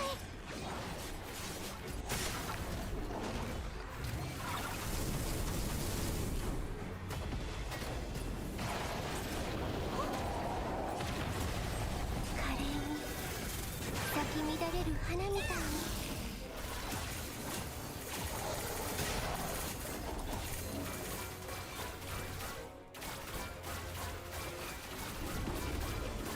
お願い。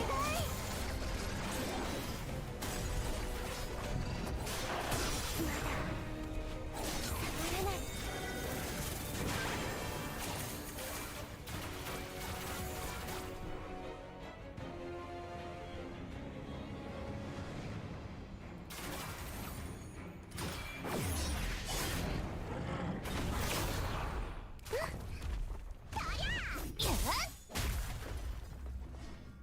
Did you get 5-star Haru and CCN? I did get Kalip.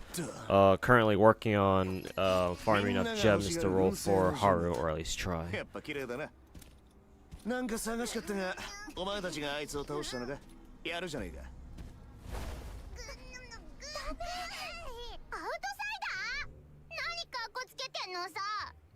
手おぎゃー、ジェムが。それはスノーのしもめのものだぞ。そこに落ちてたんだぜ。持ち主の名前が書いてあるわけじゃあるまいし、この仕事に先着順なんてルールはないぜ。お前、見かけない顔だな。新人か？遅から早かれ習うことになるこの商売の流儀をたまたま俺が教えてやったってわけだ。だからこのジェムは授業料ってことで。返してください。そのジェムは大切なものなの。彼女にとっても私にとっても。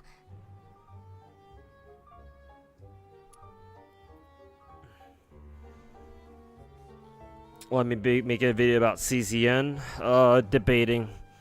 Not sure yet. Maybe I'll make a first impressions video like everyone else does. Or just like what everyone else will do. But still deciding on that.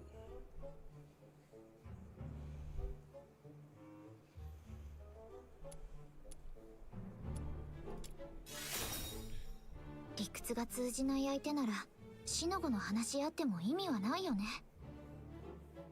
無理やり奪い取るつもりかよ。そんな怒んなって。いいね。バッチバチに怖くていいよ。さあ我がしもべよ、あいつをぶん殴れ。スノーが許可する。ああ、待て待て待て、暴力安泰。お前らどんだけ血気盛んなんだ。ここはな、半分ずつ山分けでどうだ。賢くいこうぜ。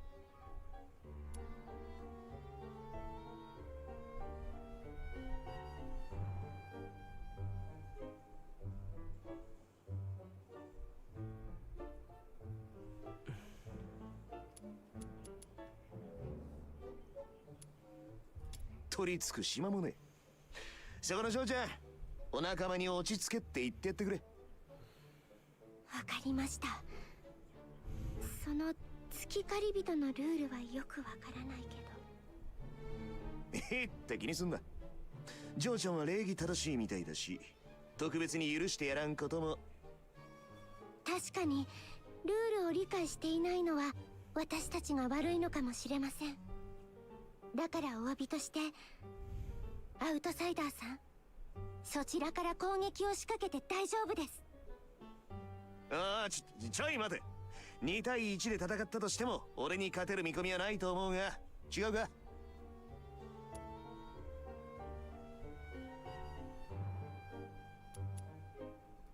あったって。冗談だよ、そんなおっかない顔すんなって。ああ、犬の耳の悪者がまた人をからかってるぞ。お前たちリーダーはそこの嬢ちゃんか。なんだってこんなとこまで軍政のジェムを探しに来たんだ。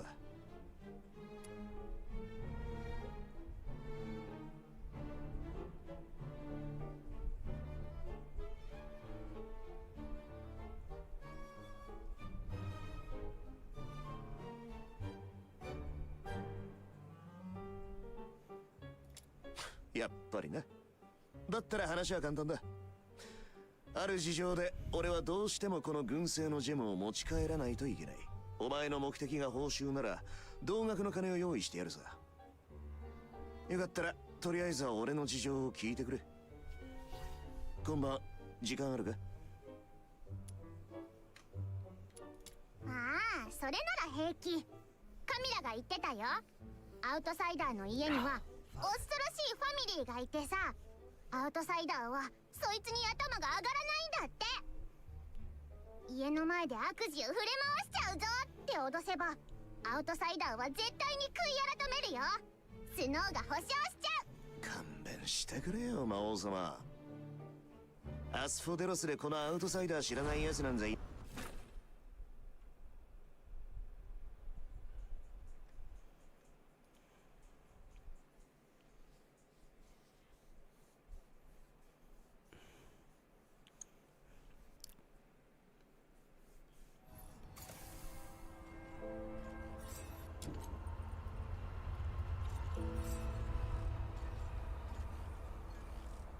Huh. I think I hit rank 20.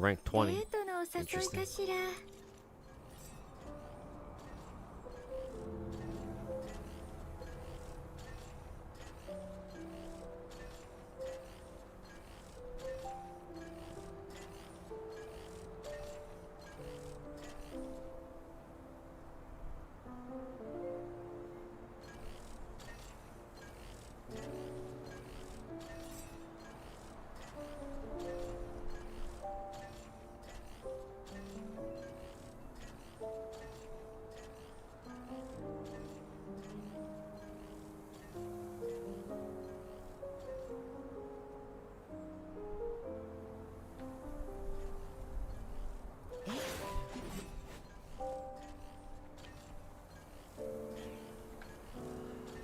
Okay, pretty much at my limit now, so. Oh boy.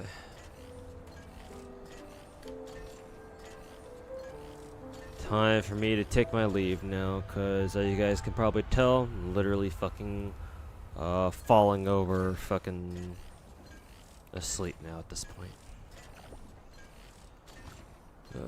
Let me find somebody to send you guys over to, as per usual.